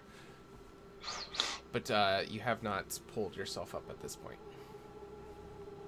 Guys, I can't die here. That's my turn, isn't it? Unless there's anything you want to say. You still have movement left, so I would say you can burn the rest of your movement getting back up, but you won't be able to move further. Yes, absolutely. Okay. Yeah, so that ate up all your movement. I'll use my action to dash across. I have to do another dex. I'm trying to think if you'd be able to do that. Because you... Yeah, I mean, either way, it's fine.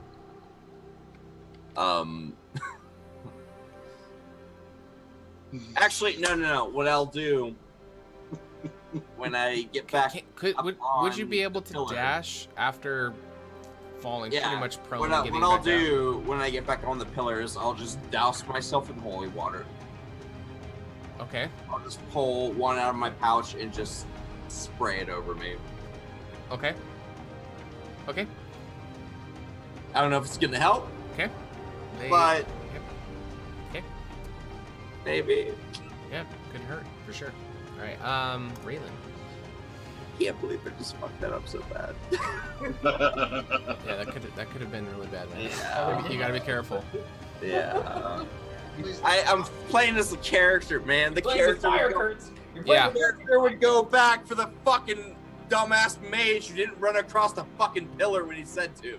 Well, you didn't give the mage a chance before you uncorked the bottle. All right, Raylan, what do you want to do? He stopped for the thing. Did that remove all the fog immediately? No. Nope. Yeah, it's a minute.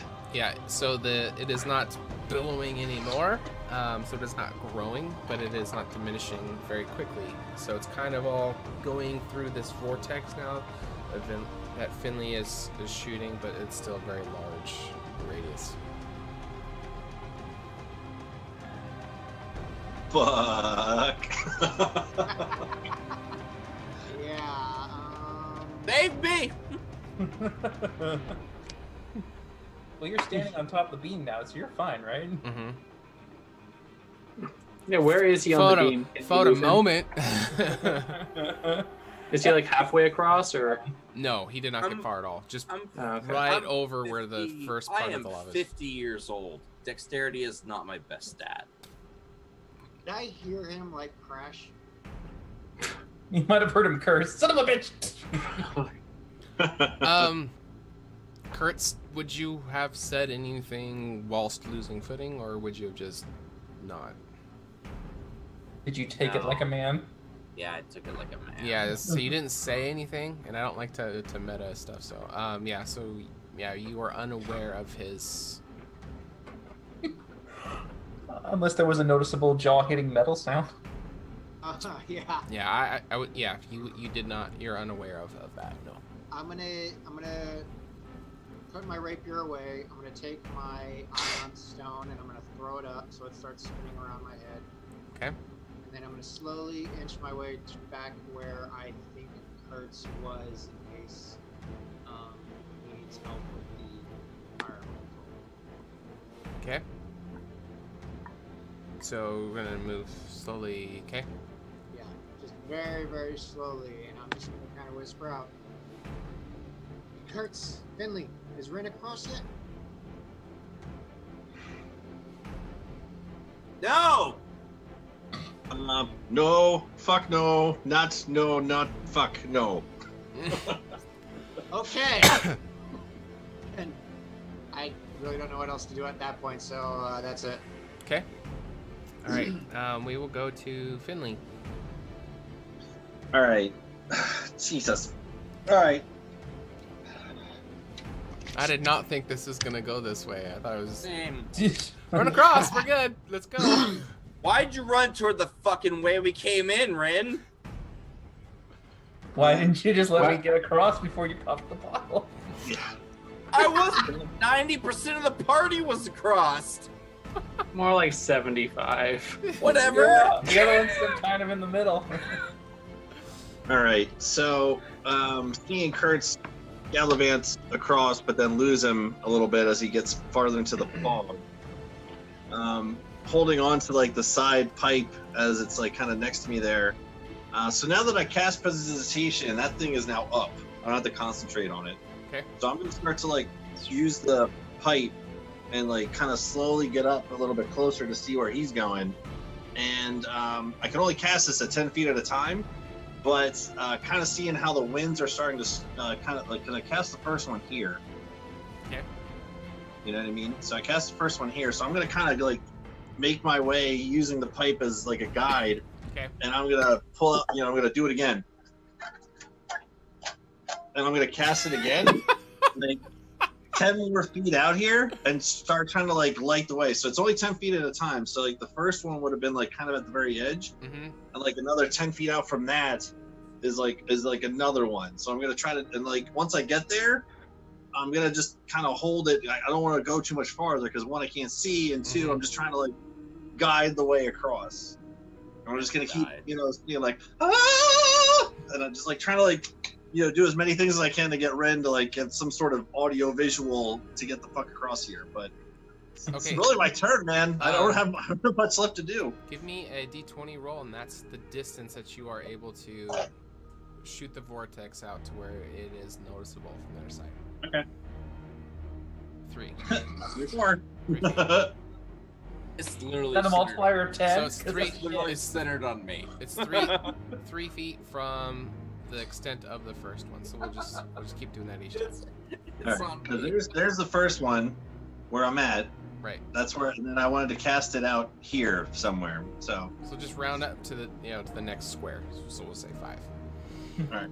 Yeah, we'll go just try to the nearest square. Just trying to fucking light the way here, with these whirling vortexes, just to kind of make because the fog is very thick and black, but at least I'm trying to, like, in my head, make a disturbance in the wind of something that will at least kind of like walk towards. Okay. That's it. So you just hear more splashing and noises inside of the lava. Give Finley and Kurtz, both of you, give me a Constitution saving throw. Oh yeah, my bad. I got you. I should at the start of my turn. Actually, you need to give me 2 then, because this is for the secondary thing. Ooh, okay. Well, I failed the second one. Whatever the second one. So you're gonna take 3 fire damage. Okay. Done. And you just hear a loud scream in the Ignin. Rin, you would hear just as like an arg, like literal just yell of frustration. Yeah, you're like like where the hell, like. So it wasn't speech. It was literally just a yell. That's you would recognize it. To them, it's just. Most can't attack us, guys. Rin, hurry, please, Rin. Oh. So yeah, it's now Rin's turn. What do you want to do? Run, Am I bitch! on the bar? Am I right close? Do I see the bar? I mean, I feel like I'm like, if I did this with my hands, I should eventually touch a bar. Give me a perception check for finding the bar. Do I get advantage? Smoke.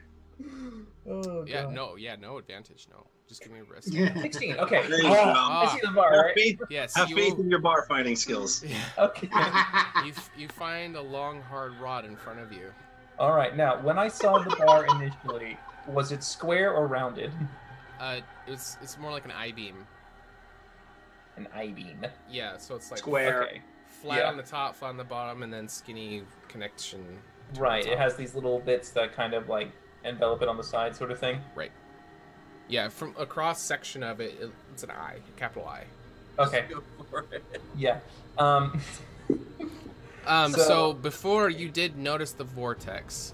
So I would say with your passive, you can tell the general area. There is a disturbance, but it has not reached far enough to where you can see the beam. And okay, right. And how high is the beam up from the ground? It kind of arches, so it's this bent I-beam that connects them. It makes a rainbow? Kind of. It's not a straight flat one. It's mostly flat, but it does arc over like that. So I would say at the apex of it is maybe 20 feet-ish. Okay. All right.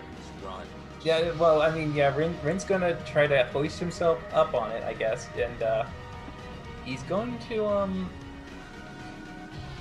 I mean, he's just going to try and move cautiously across it. I mean, it's smoky and it's bad. He's not a daredeviler, but he's going to try and do that. If you're moving at standard speed, you're going to be at disadvantage for your dexterity saving throw. If you move at half speed, we will give it a standard one. So if you're going to dash, you can move your full. You can move your full one movement, because your dash is double. So we'll cut that in half.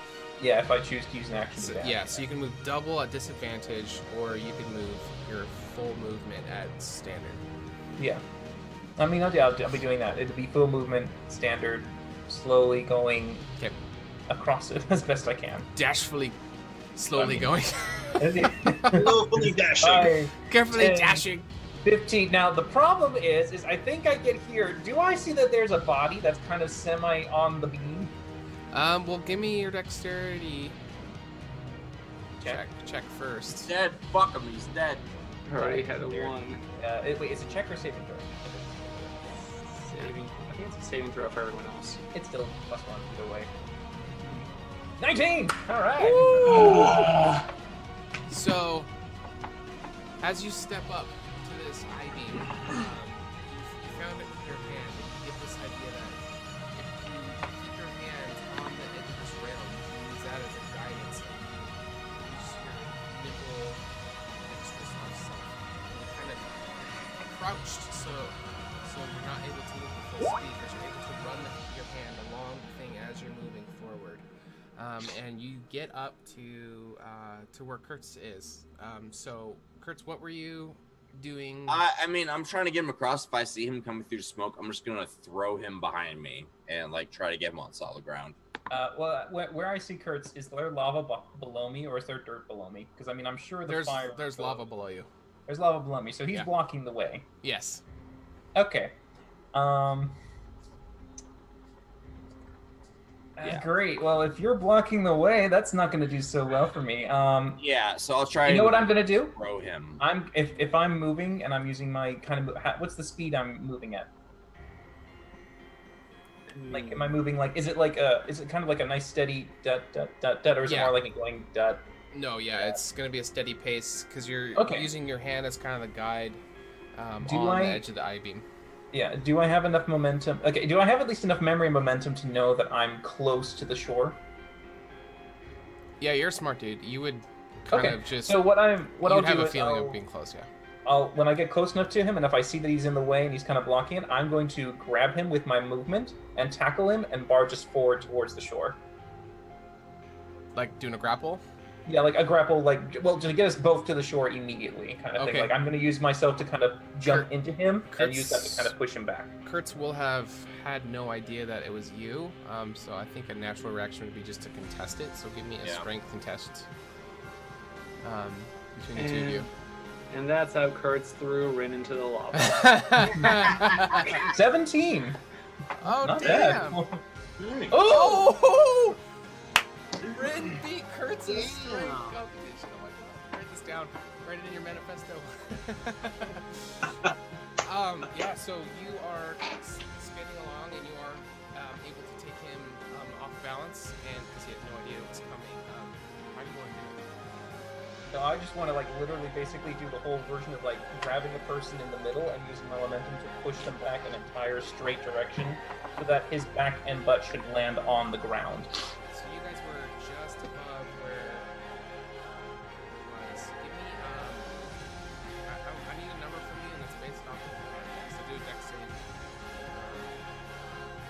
Dex save. Okay. Ooh, 5. Okay, so you guys did not land. Yeah, you guys got fucked. Okay, so you're right on the edge of the lava then, because you were just barely over it. So tackling him would be onslaught, but you guys are right on the edge of lava, so that's going to cause both of you to take some fire damage. Okay. That's going to be 3. So Kurtz, you would take nothing. Rin, you're going to take 3 fire damage. Okay. And then I'll just use the rest of my movement to stand up, I guess, because I don't even know if I have movement to stand actually. I don't think, yeah, you're still. Yeah, I'm just prone, kind of semi in his lap at the moment. Okay. It's adorable. Kurtz, your turn. I will help Rin to his feet and then usher the party towards whatever exit I think is the exit. I will not contest and be the damsel in distress if he wants to do this. Okay. Baby doll it up. Yeah. Okay. However he wants to sling me. Like my plan at this point is just to get all the people out of here that are still alive. Awesome. Okay. Let's go on a break. Okay. Yeah, we're at the 2-hour mark. So I'm not sure how many people are watching, but we'll be back in a few minutes. Thanks for sticking with us.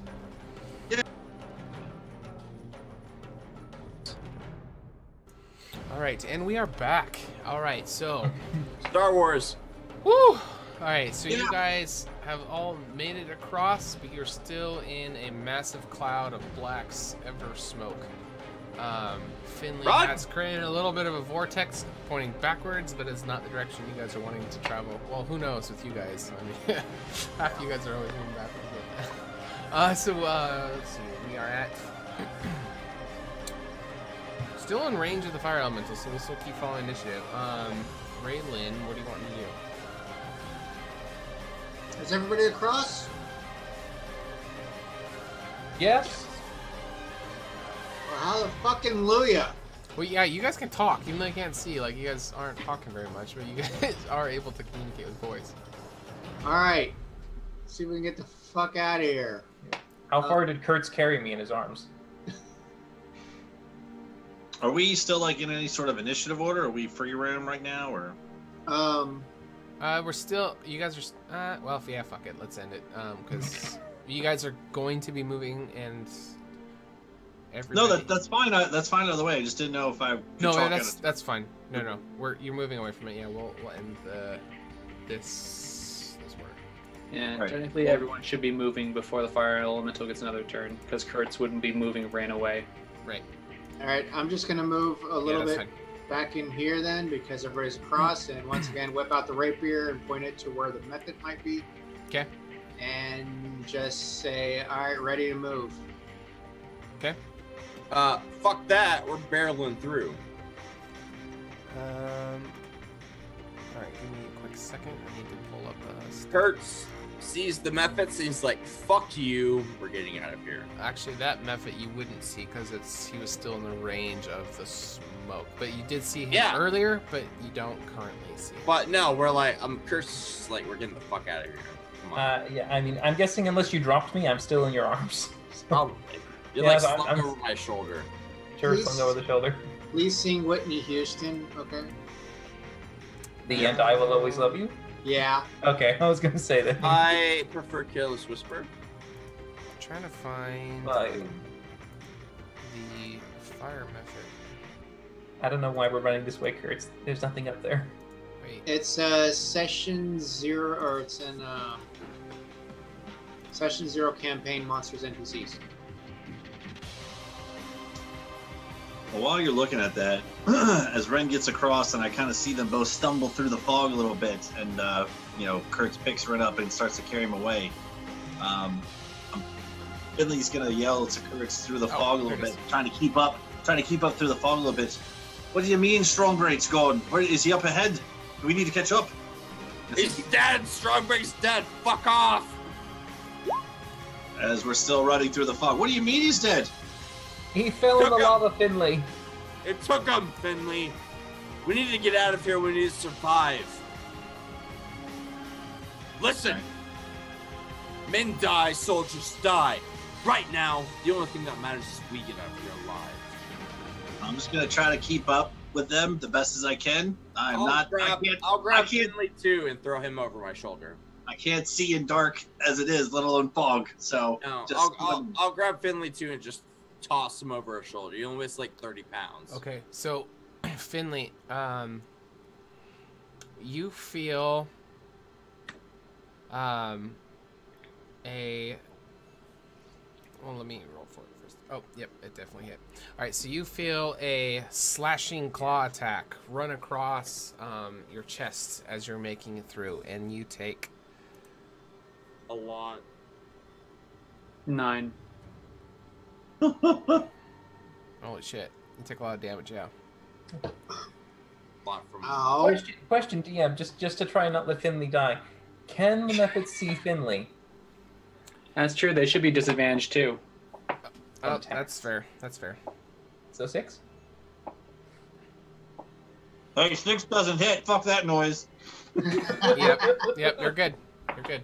Thank you, Rin. That's fair. Oh god, I crit. He's so smart. He's so smart, Rin. I was just more like, wow, I just got critted. That sucks balls. Let's have you roll for initiative, though. Okay. Everyone? Yeah. Make sure to have your token selected when you touch. Please. Ooh, not bad. God. Oh. Hey. Mostly pretty darn good. Okay, so we'll start with Raylan, and then we'll go Kurtz, the Mephit already. We'll skip the Mephit's turn when he gets to it. Raylan, go ahead. Alright, I assume I heard like something happening behind me as I was sneaking by. Well, it depends on Finley. What Finley would you say? What I say Yeah, when? would I've heard like that slashing sound or whatever? Oh, as it attacked me as I was trying to walk past it, following like Kurtz and Rin. Yeah, like, you felt the claw coming at you. It wasn't a miss. It hit, but it didn't get through the armor. Right. So you Fuck, felt fuck. you felt the There's attack. other shit in here. We're not out of the woods yet, boys. There's other shit. That's Okay. probably what I would have said. Okay. Alright. Knowing that there was a method here earlier and hearing Yeah, that, you guys I'm did gonna see it before. Yeah. sneak back a little bit, slowly by slowly, until I can like somewhat see it, and I'm gonna try to attack it. I'll have advantage because the cloud from the model went to space. Well, he can't necessarily see the target as well, so. Yeah. No. But there is an ally within 5 feet, so the sneak could still get off if he gets. No. There's no sneak attack if you have disadvantage, period. Right. But I'm stealthing, which would give me advantage. So doesn't that cancel each other out? Flat. Yeah. If there's an advantage and a disadvantage, it will even out to be a standard. Well, of course, you have to be stealthy when you approach this method. Which I rolled a 25 right before it attacked. Ah. I guess it would grant it then. Go for it. Sweet. Kill him. I assume I get close enough to be able to attack it? Yeah, it'll probably take most of your movement to find where it is, but I already said That's fine. earlier that if you got right up to it, you'd be able to tell that something was... Damn! Damn! I think that hurt it. Please.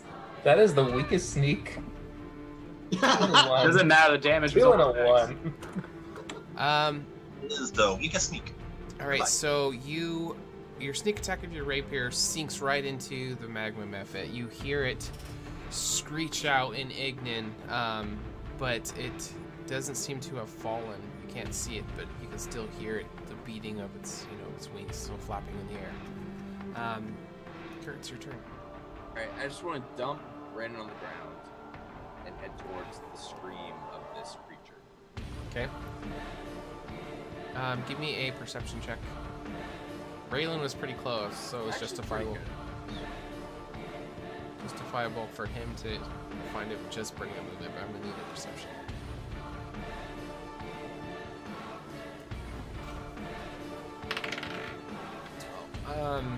You actually are unable to find him. Okay. I'll just ready to attack if Rin. Actually, because we I'll skipped dump that. Rin on the ground. I'll be like, get the fuck out of here. Well, Rin will try to move away, hopefully finding his... I mean, he can feel around the hallway enough to... Yep.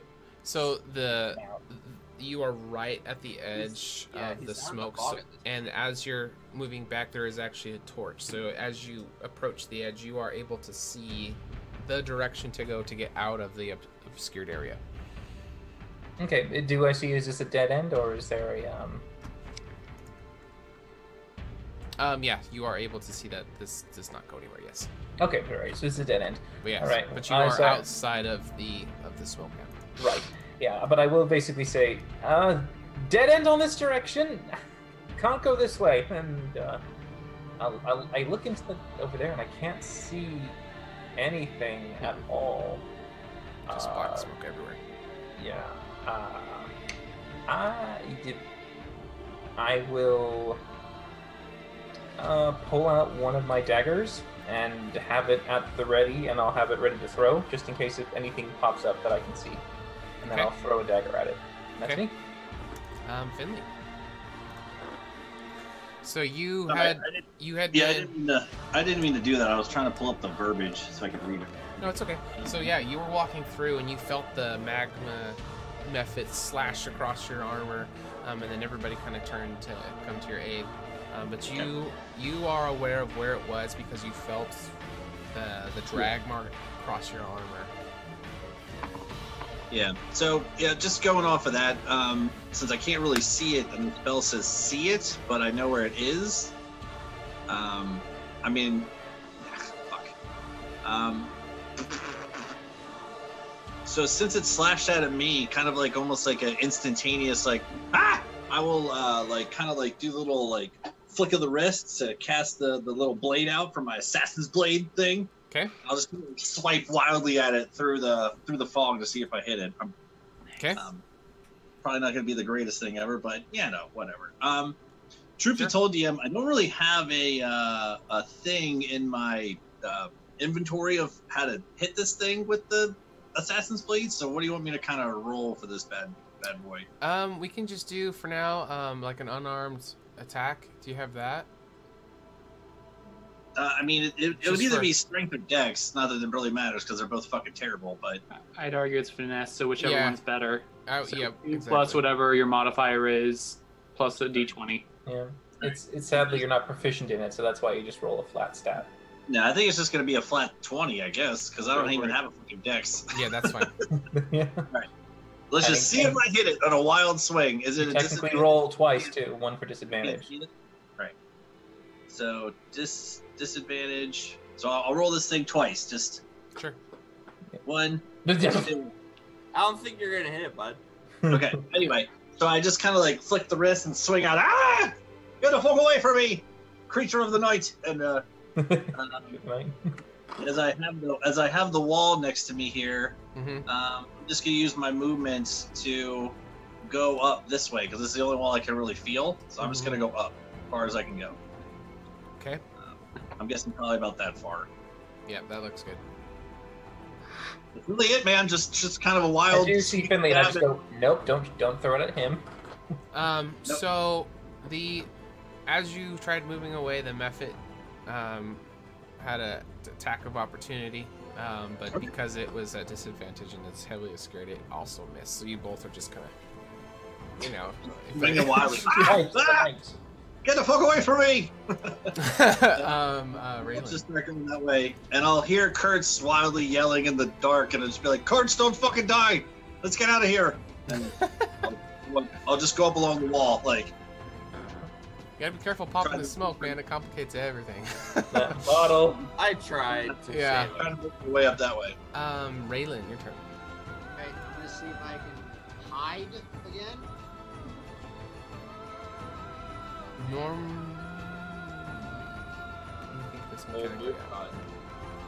You are obscured, so if somebody has line of sight, you can't just poof disappear. But if they are distracted or if there is something breaking it, yeah. So granted. Sweet. I'm gonna attack it with my rapier again. move back into the smoke and move into it. Exactly. So it's disadvantage for attacking in the smoke, but you're hiding, so it's going to be standard. 11 though. AC is 11. Oh, score. So go ahead and attack, yep.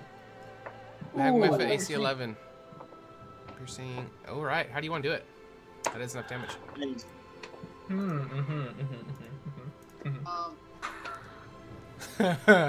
This is crazy. There are 3 people sharing the same thought right now, but go on. All anybody is gonna really notice is this just like hot stream of like red blood just like suddenly like spray throughout the fog as my rapier goes slicing through its head. Okay. Enjoy it. All right. So, as you are slashing him with your rapier, his body explodes into a burst of flames. Kurtz and Raylan need to give me dexterity saving checks. And the DC is 11. All right, Raylan, you're going to take 2d6 fire damage. Oh shit! Oof, 7. I'm still up. Wow. I mean, even if Kurtz took half of that, that's 3, so he's fine. Wow. Wowie, wow. Fails are half as much on successful. Yep, so Kurtz, you are good. All right. And with that, I'm gonna tell everybody else. All right, let's just use ranged attacks on these things from now on. Sound good, everybody? Kurtz will just wipe the blood from his. I heard an explosion. Is it dead? Yes. And if we're not careful, we will be too. Alright, I'll put the dagger back in my sheath and I'll kind of push Finley forward a little bit, but I'll grab onto his hand so we don't lose each other. Okay. Oh, we're holding hands? That's amazing. DM, I see another method ahead of us. You're still within the fog cloud, so yeah, you can see it on the map, but your character is unaware of it at this point. I know that the way above us, because Rin shouted out this is a dead end, so I'll head down this way. Okay. Not sneaking. Okay, right there at that threshold, you are just now passing all of the fog, and at that square, you're going to now see your partners. I would like to try and sneak and shoot it with my bow. I'm gently caressing Rin's hand as he grabs her mind and we walk. I feel like this is like the little thumb doing this. I'm not very stealthy, guys. No, yeah, that's not gonna work. I'll still try and shoot it with my bow. Okay. Rin will probably just give like a squeeze of acknowledgement, but he knows you're not at the woods yet. Hey! 18. Nice. So I figure I am just prowling through this fog, and then I see this method again, the same sort of creature that. Oh wait, that's a longbow though. Yeah. You're gonna have to make it at disadvantage because he's really close. Damn it. Longbows longbows can shoot further than short bows, but if you are too close, it's going to impose disadvantage on your shot. I think I'm fine, Sean. yeah, you hit. So I'm just stalking through this smoke, and I see this thing. I just let out a shot with this longbow. Okay. Yeah, and it sinks straight into the center of the mephit, and you hear it scream out. It is now aware of you, that there's something over there. So let's initiative. Yeah, initiative. I'm just glad you can see in the dark. No, there's lava and stuff and torches and stuff like these. If your character guys, I rolled trash initiative as well. Finley didn't. The rest of you need to kill this method for me. All right, so. Still, Finley, you were 0.01 less. Because he has no dex initiative. That's so sad. He does. Finley has the one. The one. 0.1. What the fuck? Yeah, 0.01. 0.01. It's 100th. All right, the Mephit is going to move up a couple squares, and it is going to rear back, lift up its face, and as it lowers its face, you just see a cone of fire emanate from its mouth. God damn it. Old move, And Cotton. it is unaware of everybody behind you. It was just aiming this fire breath at you, but it's going to hit all of you. So I need to get, except for, yep, no, you're all there now. So, Wait. It's so I just need to automatic get hit? a dexterity It's saving dexterity. throw from all of you guys. Oh, God. Damn. Big money, no whammy. No. And the DC is 11. Yeah, no, red, Yes. no. No. Oops. Yes. Now make them low rolls, please. I'd like to see 2 1s. Oh, it's a range attack. Never mind. I can't use my Battle Master shit. All right. Okay, 6, that's half. And then it's half if you did over. So 0 This for is me. fine again. Yep. God, dude. I was really tentative about being a fighter, but holy shit. I'm Well, great. I mean, you are using a spaz initiated feat. I don't care. All right. I'm here for you guys. Okay. Just you guys wait. Like, when I get my better maneuvers, you guys are gonna like it. All right, Finley. You guys are all right there at the edge of the smoke. You just got a massive fire burst right in your face. So you know the direction in which it came from, but you are still within that cloud. What do you want to do?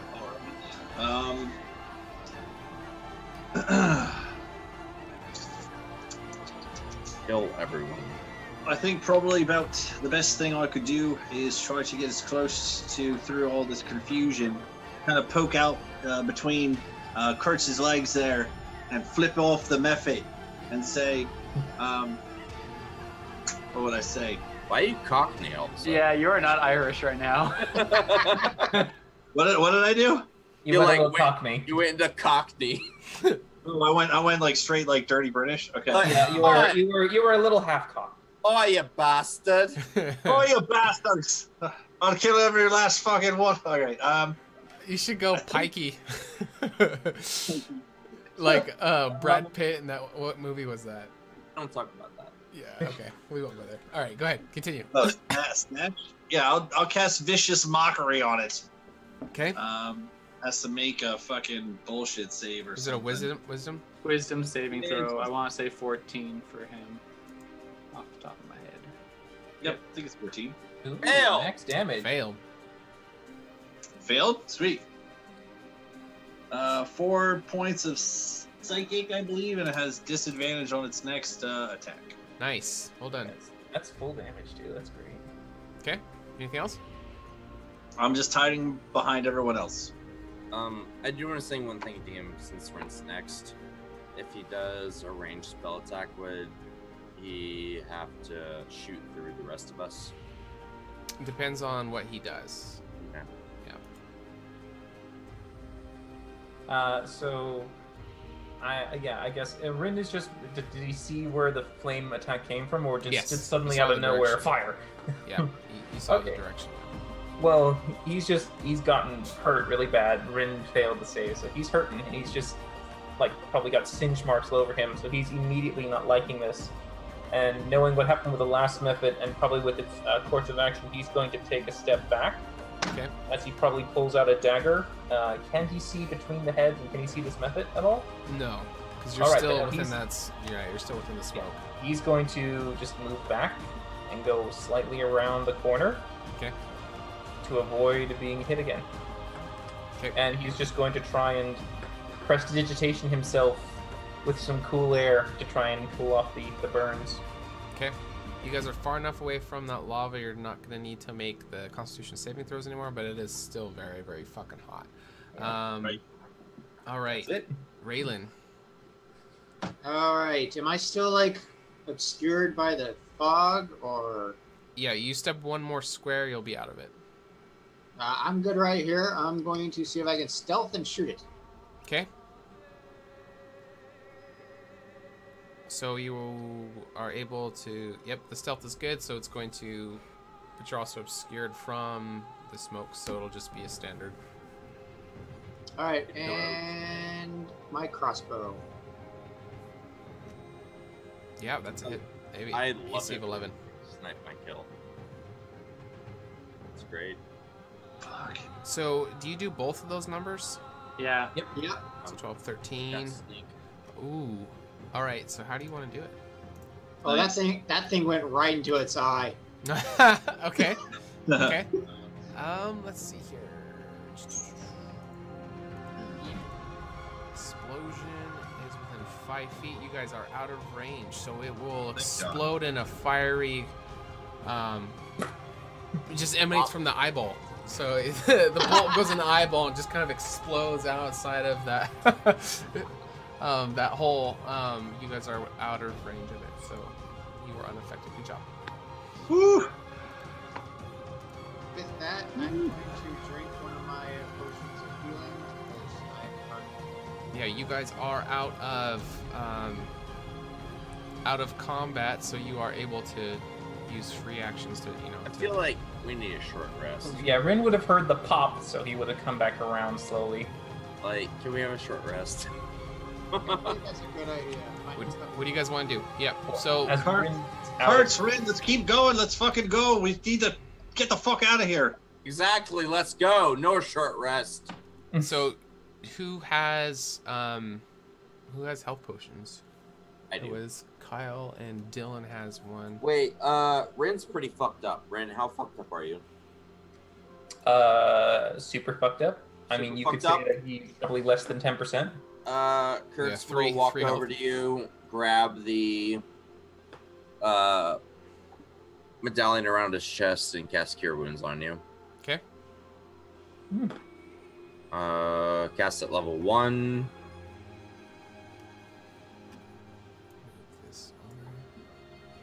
Oh, what's my spellcasting ability? Would it be like con?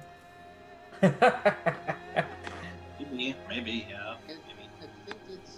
I don't think you can use con for a spell cast. It's Some gonna people be do for like it's gonna- barbarians. it's still. usually- It'd just be a straight 1d8, right? Could also be that. Yeah, I guess I wouldn't say you're Okay. magic. So 3 points of healing. Sure, I'll take it. Yeah. Rin will probably feel it and see you do it. He's just gonna probably breathe a little easier. okay. Great. So that's my shit for the day. Do you have second wind left? I do not, unless I get a short rest. I don't have any of my shit left. I have some superiority die, and that's it. Like, I have no So- action surge. I have no second wind. Rin, you I'd say, did get the feeling earlier that the creature is bound to there, and there are some outcroppings here. As in, down over here, I say, Oi, boys, if you want, we could maybe take a quick little 5 minutes, cat nap or something down here. And I point out there's like a little tunnel over here if anyone wants just to kind of chill out for a minute, or if we're just going to keep going. I mean, Kurt's will nod. That'll give me a little time to breathe. Okay. Maybe just patch up some of our bruises and aches and pains here for if but a moment. Sure. Yep. So you guys can utilize the short rest, so that will give you guys the opportunity to spend your hit dice to regain some health. Action surge and second wind back. Okay. So Pretty sure I as- got my superiority die back as well. Let me check You that. do. You do. As we're resting, Rin is just going to be quietly looking off in the direction to where the magma pool is. Okay. Just kind of thinking in silence. Okay. Yeah, and I'm And, assuming you guys are staying alert. You're not having to sleep, or what I mean. So you're staying alert to guard everything, but taking as much time until everybody can bandage their wounds and stuff like that. Kurtz will stand during this, and just go, gentlemen, we Sorry, lost. Rin. It sucks. We lost someone. Oi. I didn't even see it happen. What the fuck? I look away for one moment and If it makes you saying feel any no? better, it was quick. Nothing about it makes me feel any better, Kurtz. I understand. But this is what happens. when you This get is what scared. happens when you jump and don't look ahead. This is the second time you've gone headfirst into something. You nearly died, and this one cost Strongbreaker's life. You don't think. Boys, do you really think it's time to start blaming each other for all Kurtz is gonna choke slam him against the wall. Oh boy. Is this during the rest or after the rest? You're gonna choke slam Rin? Yeah. Okay. So I'll just wrap my hand Can you around hit me? his throat and just slam him against the wall. Okay. I will try to duck away from that. Okay. Yep. So let's roll against each other. Did everybody regain everything they needed to do? Yeah. I hope we did. I'm hoping that happened before the shit went down. Finley, you're a smidge low. Are you gonna spend any hit dice? Well, I was going to say that, during a short rest, I can play Song of Song of Rest. Rest. Ooh, yes, please do play the Song of Rest. But we're choke slamming and things, so I didn't get a chance to play my song yet. But Well, you can start playing it as they do their thing. you get, anyone who spends a hit dice, you get an extra d6 of hit dice. For each die? I'll take it. You get an extra d6 of hit points if you use a hit die. Oh, Just okay. one. Alright, so just an And extra Just D6. once. I'm good. Alright, then I will definitely use it. Woo! Alright, there we go. That one's and... Okay. So Oh wait, no, I rolled a 2. Shit! Yeah, that was Brian's. Damn it, Brian, you made me happy for just the briefest of bits. No, I Sorry, man, but it makes me feel better. I'm at full health. Yeah, So- I bet you are. are you trying to do this as an attack, or are you first gonna start this off as a strength versus him trying to contest Strength. your graph? Like, I'm not trying to wound him. Okay. All right. Let's do a contest between the two of you. And Can't even do though, athletics? though I don't know the words, my Song of Rest will be the song that I heard Strongbraid sing before in his dwarven shit. So I don't know the words, Okay. Kyle, but that's what my Song of Rest would have been. Okay. The one he's saying. Okay. A little lament. So Can I do little athletics versus strength? trippy. Yeah, you could do athletics, but he wants to use. Acrobatics dex. or Yeah. That's fine. it's basically a grapple. Yeah, Right. yeah. Not so much. All right, Rin. He is able to overwhelm you and. Alright, adds so you as against soon the as wall. you say those words, you just feel a vice grip around your neck and you're slammed against the stone. And you just feel Kurtz's breath on your ear. You ran. The rest of us fought. You are a coward. Pathetic. Weak. Your spells can't help you here. So listen to me very, very closely. I will do anything for you, for Finley, and for the rest of our party. But if you ever doubt me again, slit your throat. You understand? You're muted. I'm muted? Or were you mouthing then? Because Oh, it no, wasn't no. kinda- I said, Oh. I mean, if you wanted to intimidate me, because I mean, that's pretty intimidating. I mean, do you want me to do that? And Yeah, I want to see, like, because I want to contest Rin to see how well he thinks. Holds up. Rin's pretty got low insight, so I'm pretty sure you'll pass it with I colors. mean, Heart of Darkness as well. Right. Yeah. So you get advantage on it? Yeah. Yeah, go ahead. Oh wait, hold on. Could you please do intimidation? That'd be awesome. Yeah, I'm pretty sure I'm gonna fail. If I get less than that, I'm complete.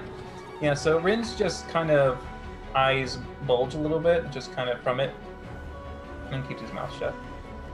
And Kurtz will release his grip. You're part of this party, or whatever you want to call it. But don't you ever doubt me again. Rin is just doing this right now. While you were sighing and fleeing from that thing, I was trying to bring him back. Pull him up from this thing's grasp.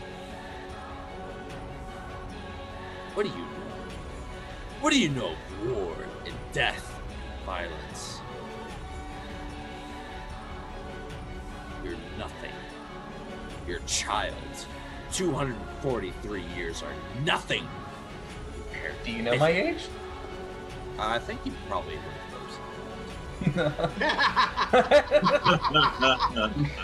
I break meta when I'm intimidating you. At least one. Yeah, he'll just say, the life of an elf is nothing compared to the life of a man. Kurtz, turn your camera a little bit more so we get that corner piece. No, Other way. Other way. Other way? Yeah, other way. Perfect. There we go. There you go. Okay. Sorry, I hit the books that's stuck You're on.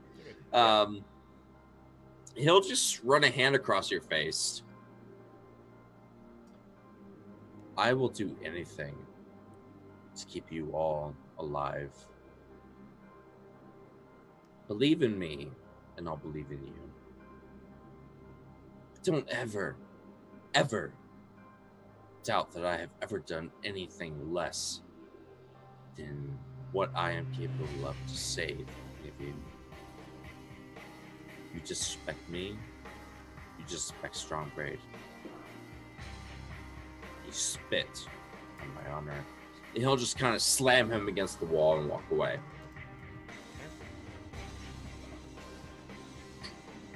What the fuck is going on here? While I'm scouting ahead, you guys are manhandling each other. What the shit? By the way, I found another magma method not too far away. Alright, we gotta get the fuck out of here. This place is making us all loopy and hold each other accountable and put each other at arms with each other when there's other things that need to be atoned for and taken care of. So, at this moment, it really starts to sink in with you guys the loss of Strongbraid. And although you guys didn't see eye to eye, you guys have been through a lot. It starts to weigh heavy on your heart and your mind. As a result, all of you have a little bit of reality sinking about just how dangerous this place is. Be a little more cautious. Kurtz kind of just sits down and addresses the rest of the party. Raylan really doesn't give a damn that Strongbraid died Yeah, not because he Raylan. tried to kill her. I mean, That was honestly, for those three, not for you. Like, yeah, that douchebag, he got what he deserved. I'm moving on. yeah. Kurtz will kind of just sit down in front of the party like this. Strongbraid was a friend. Now he's gone. I don't think the rest of you understand what we're doing. It's not vengeance. It's not something comfortable. It's war. It's violence. It's death. So from now on, anyone who stands against us dies.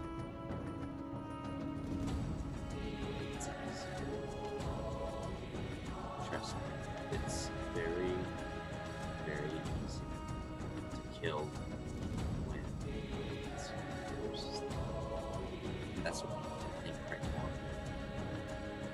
now. Dwarves, men, women, children. Everyone's a threat until we get out of this blasted cave. Focus. Live.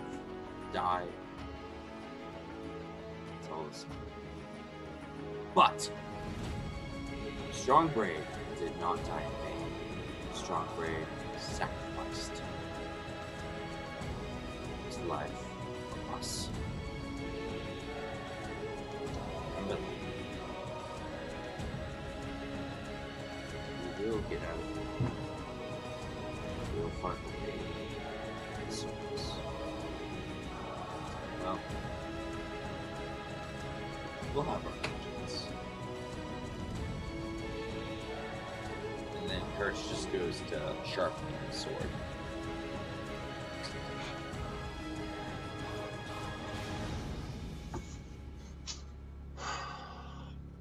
Alright, what do you During think? or after the long rest, by the way? What's that? During. Rest. I'll just wait and sit as you come in and deliver us the information about magma things, magnums or whatever. Yeah, I Magma found a methods. magma method not too far away. It's like right around the corner behind this large stone pillar thing.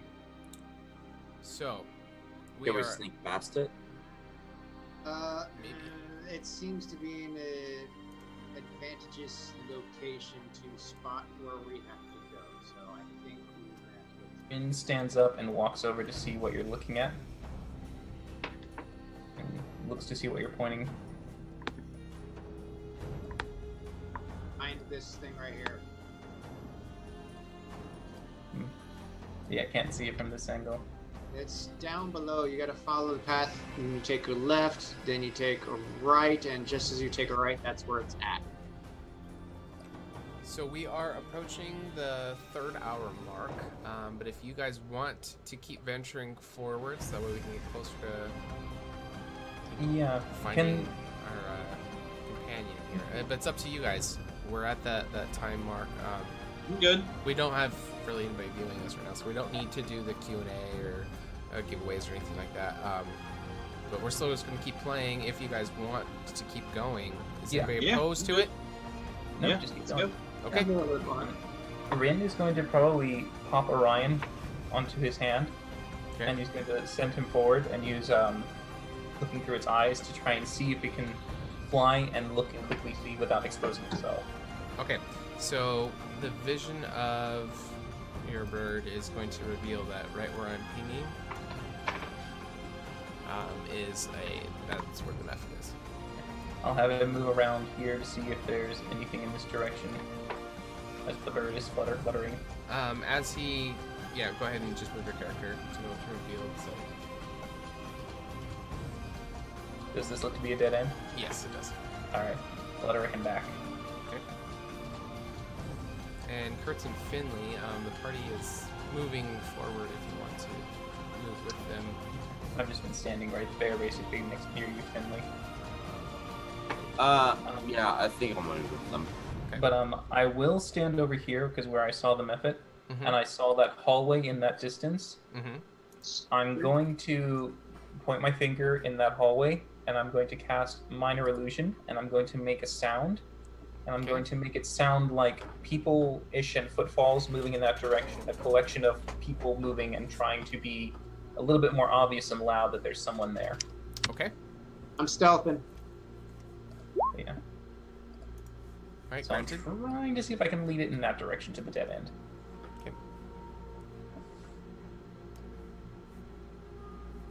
To which one? To the where I just came through, that dead end over there. Okay. I saw it go in. So I'm trying to see if I can guide it that way. Okay. You start to hear a fluttering noise, and you start to see, because you guys are kind of around the corner, you do see a flying mephit flying past the corridor which you guys are looking down, and starts going down the adjacent one, trying to investigate what that sound was. I'll just turn around and mouth a quiet.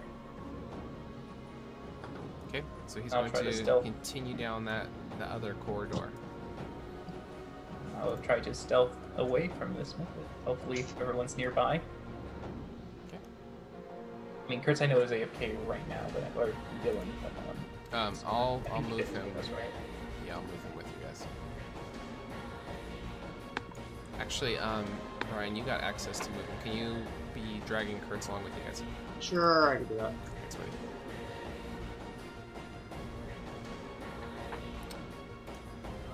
All right.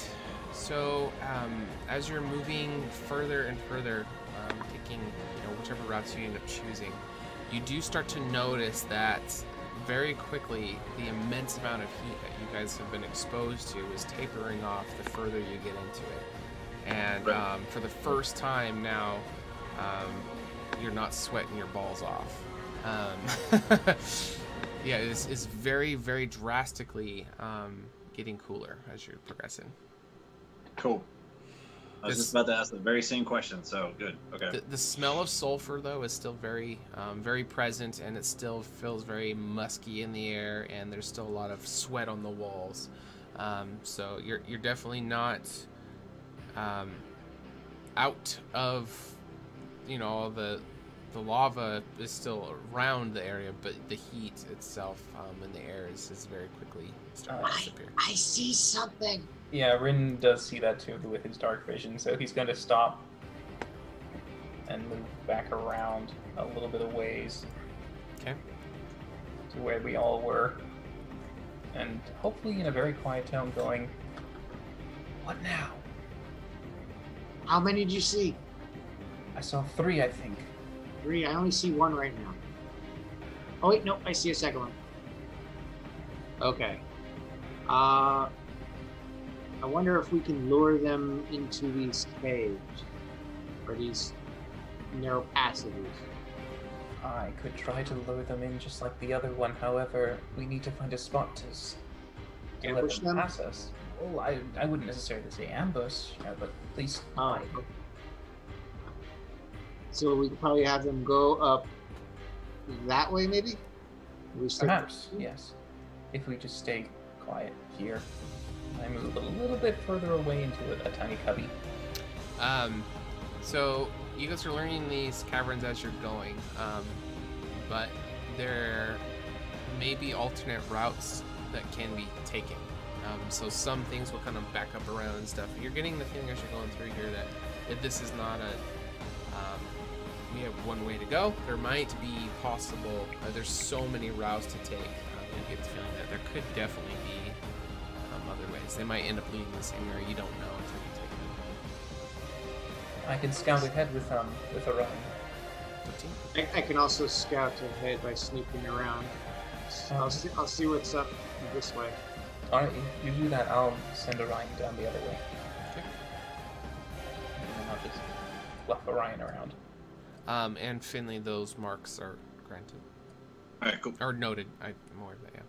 Oh, see another one. I mean, does the method not look to be interested in the owl? If you're obviously stealthily. Yeah, do you need me to roll stealth for the owl? Yeah, give me one stealth.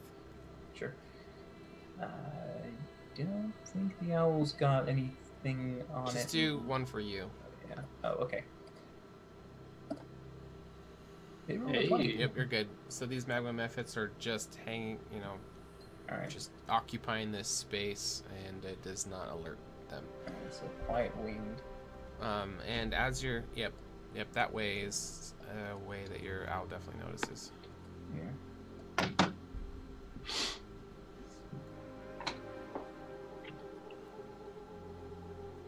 All right. So yeah, the owl would eventually see Finley. Yes. And then I would just have the owl go all the way back down. As I quietly am talking, probably next to Kurtz or anyone else who's nearby, saying, "Side route. Back there to the right." And then I let the owl continue to fly over.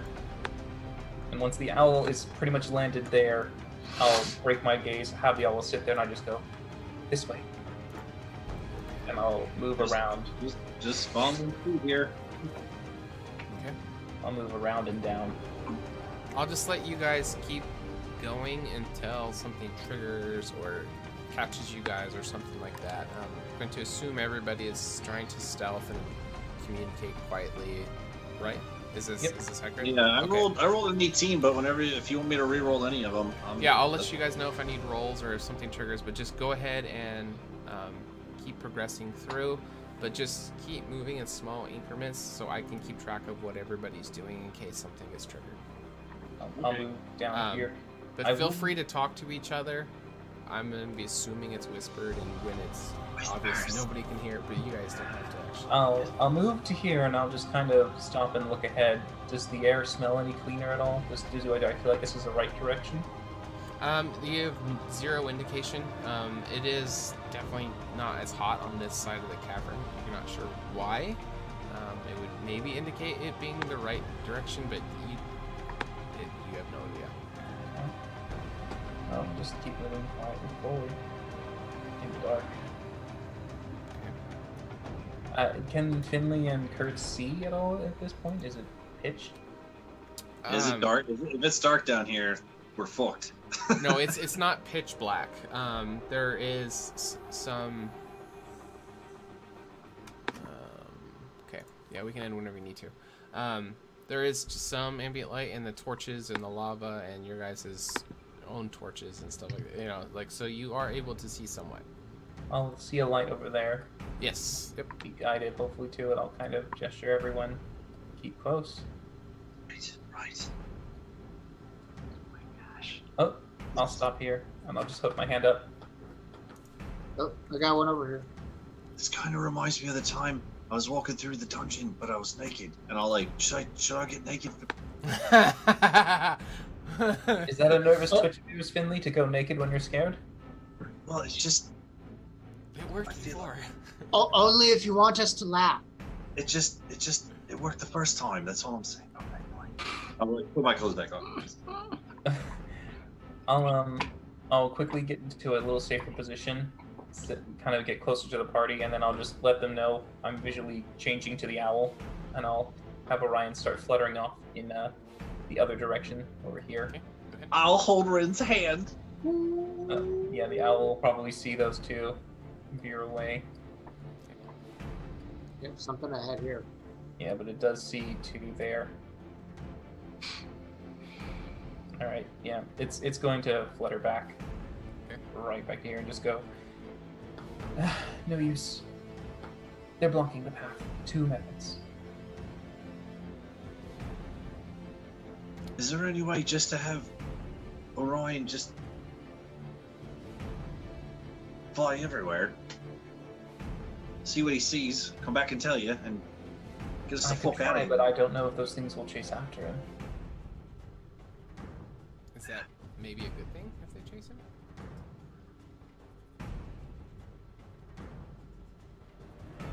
I'll give it a shot to see if he can maybe sneak by, and I'll once more transfer and send Orion around and try and see if it can be stealthy to go by those. I don't know if that will be possible. We got somebody who's needing to call GG, so I think we'll end it right here. Oh, So okay. we're all together at the same place. All right. Yeah, if you need to go, man, go. Yeah, sorry guys. I feel trash.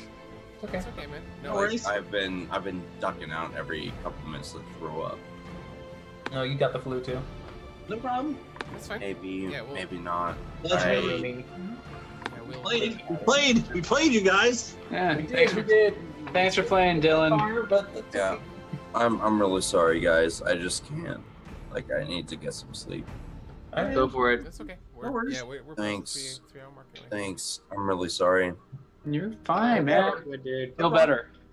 Feel better. Thank you. Later, See you, dude. man. All right. Well, anybody watching, we will catch you guys next week. Thanks for tuning in, and we will pick up where we left off from here. We'll get our new player in here. Yeah, that took a lot Teaser. longer than It's a that. teaser. Just one big teaser. All right. Well, we'll see you guys next week. Bye.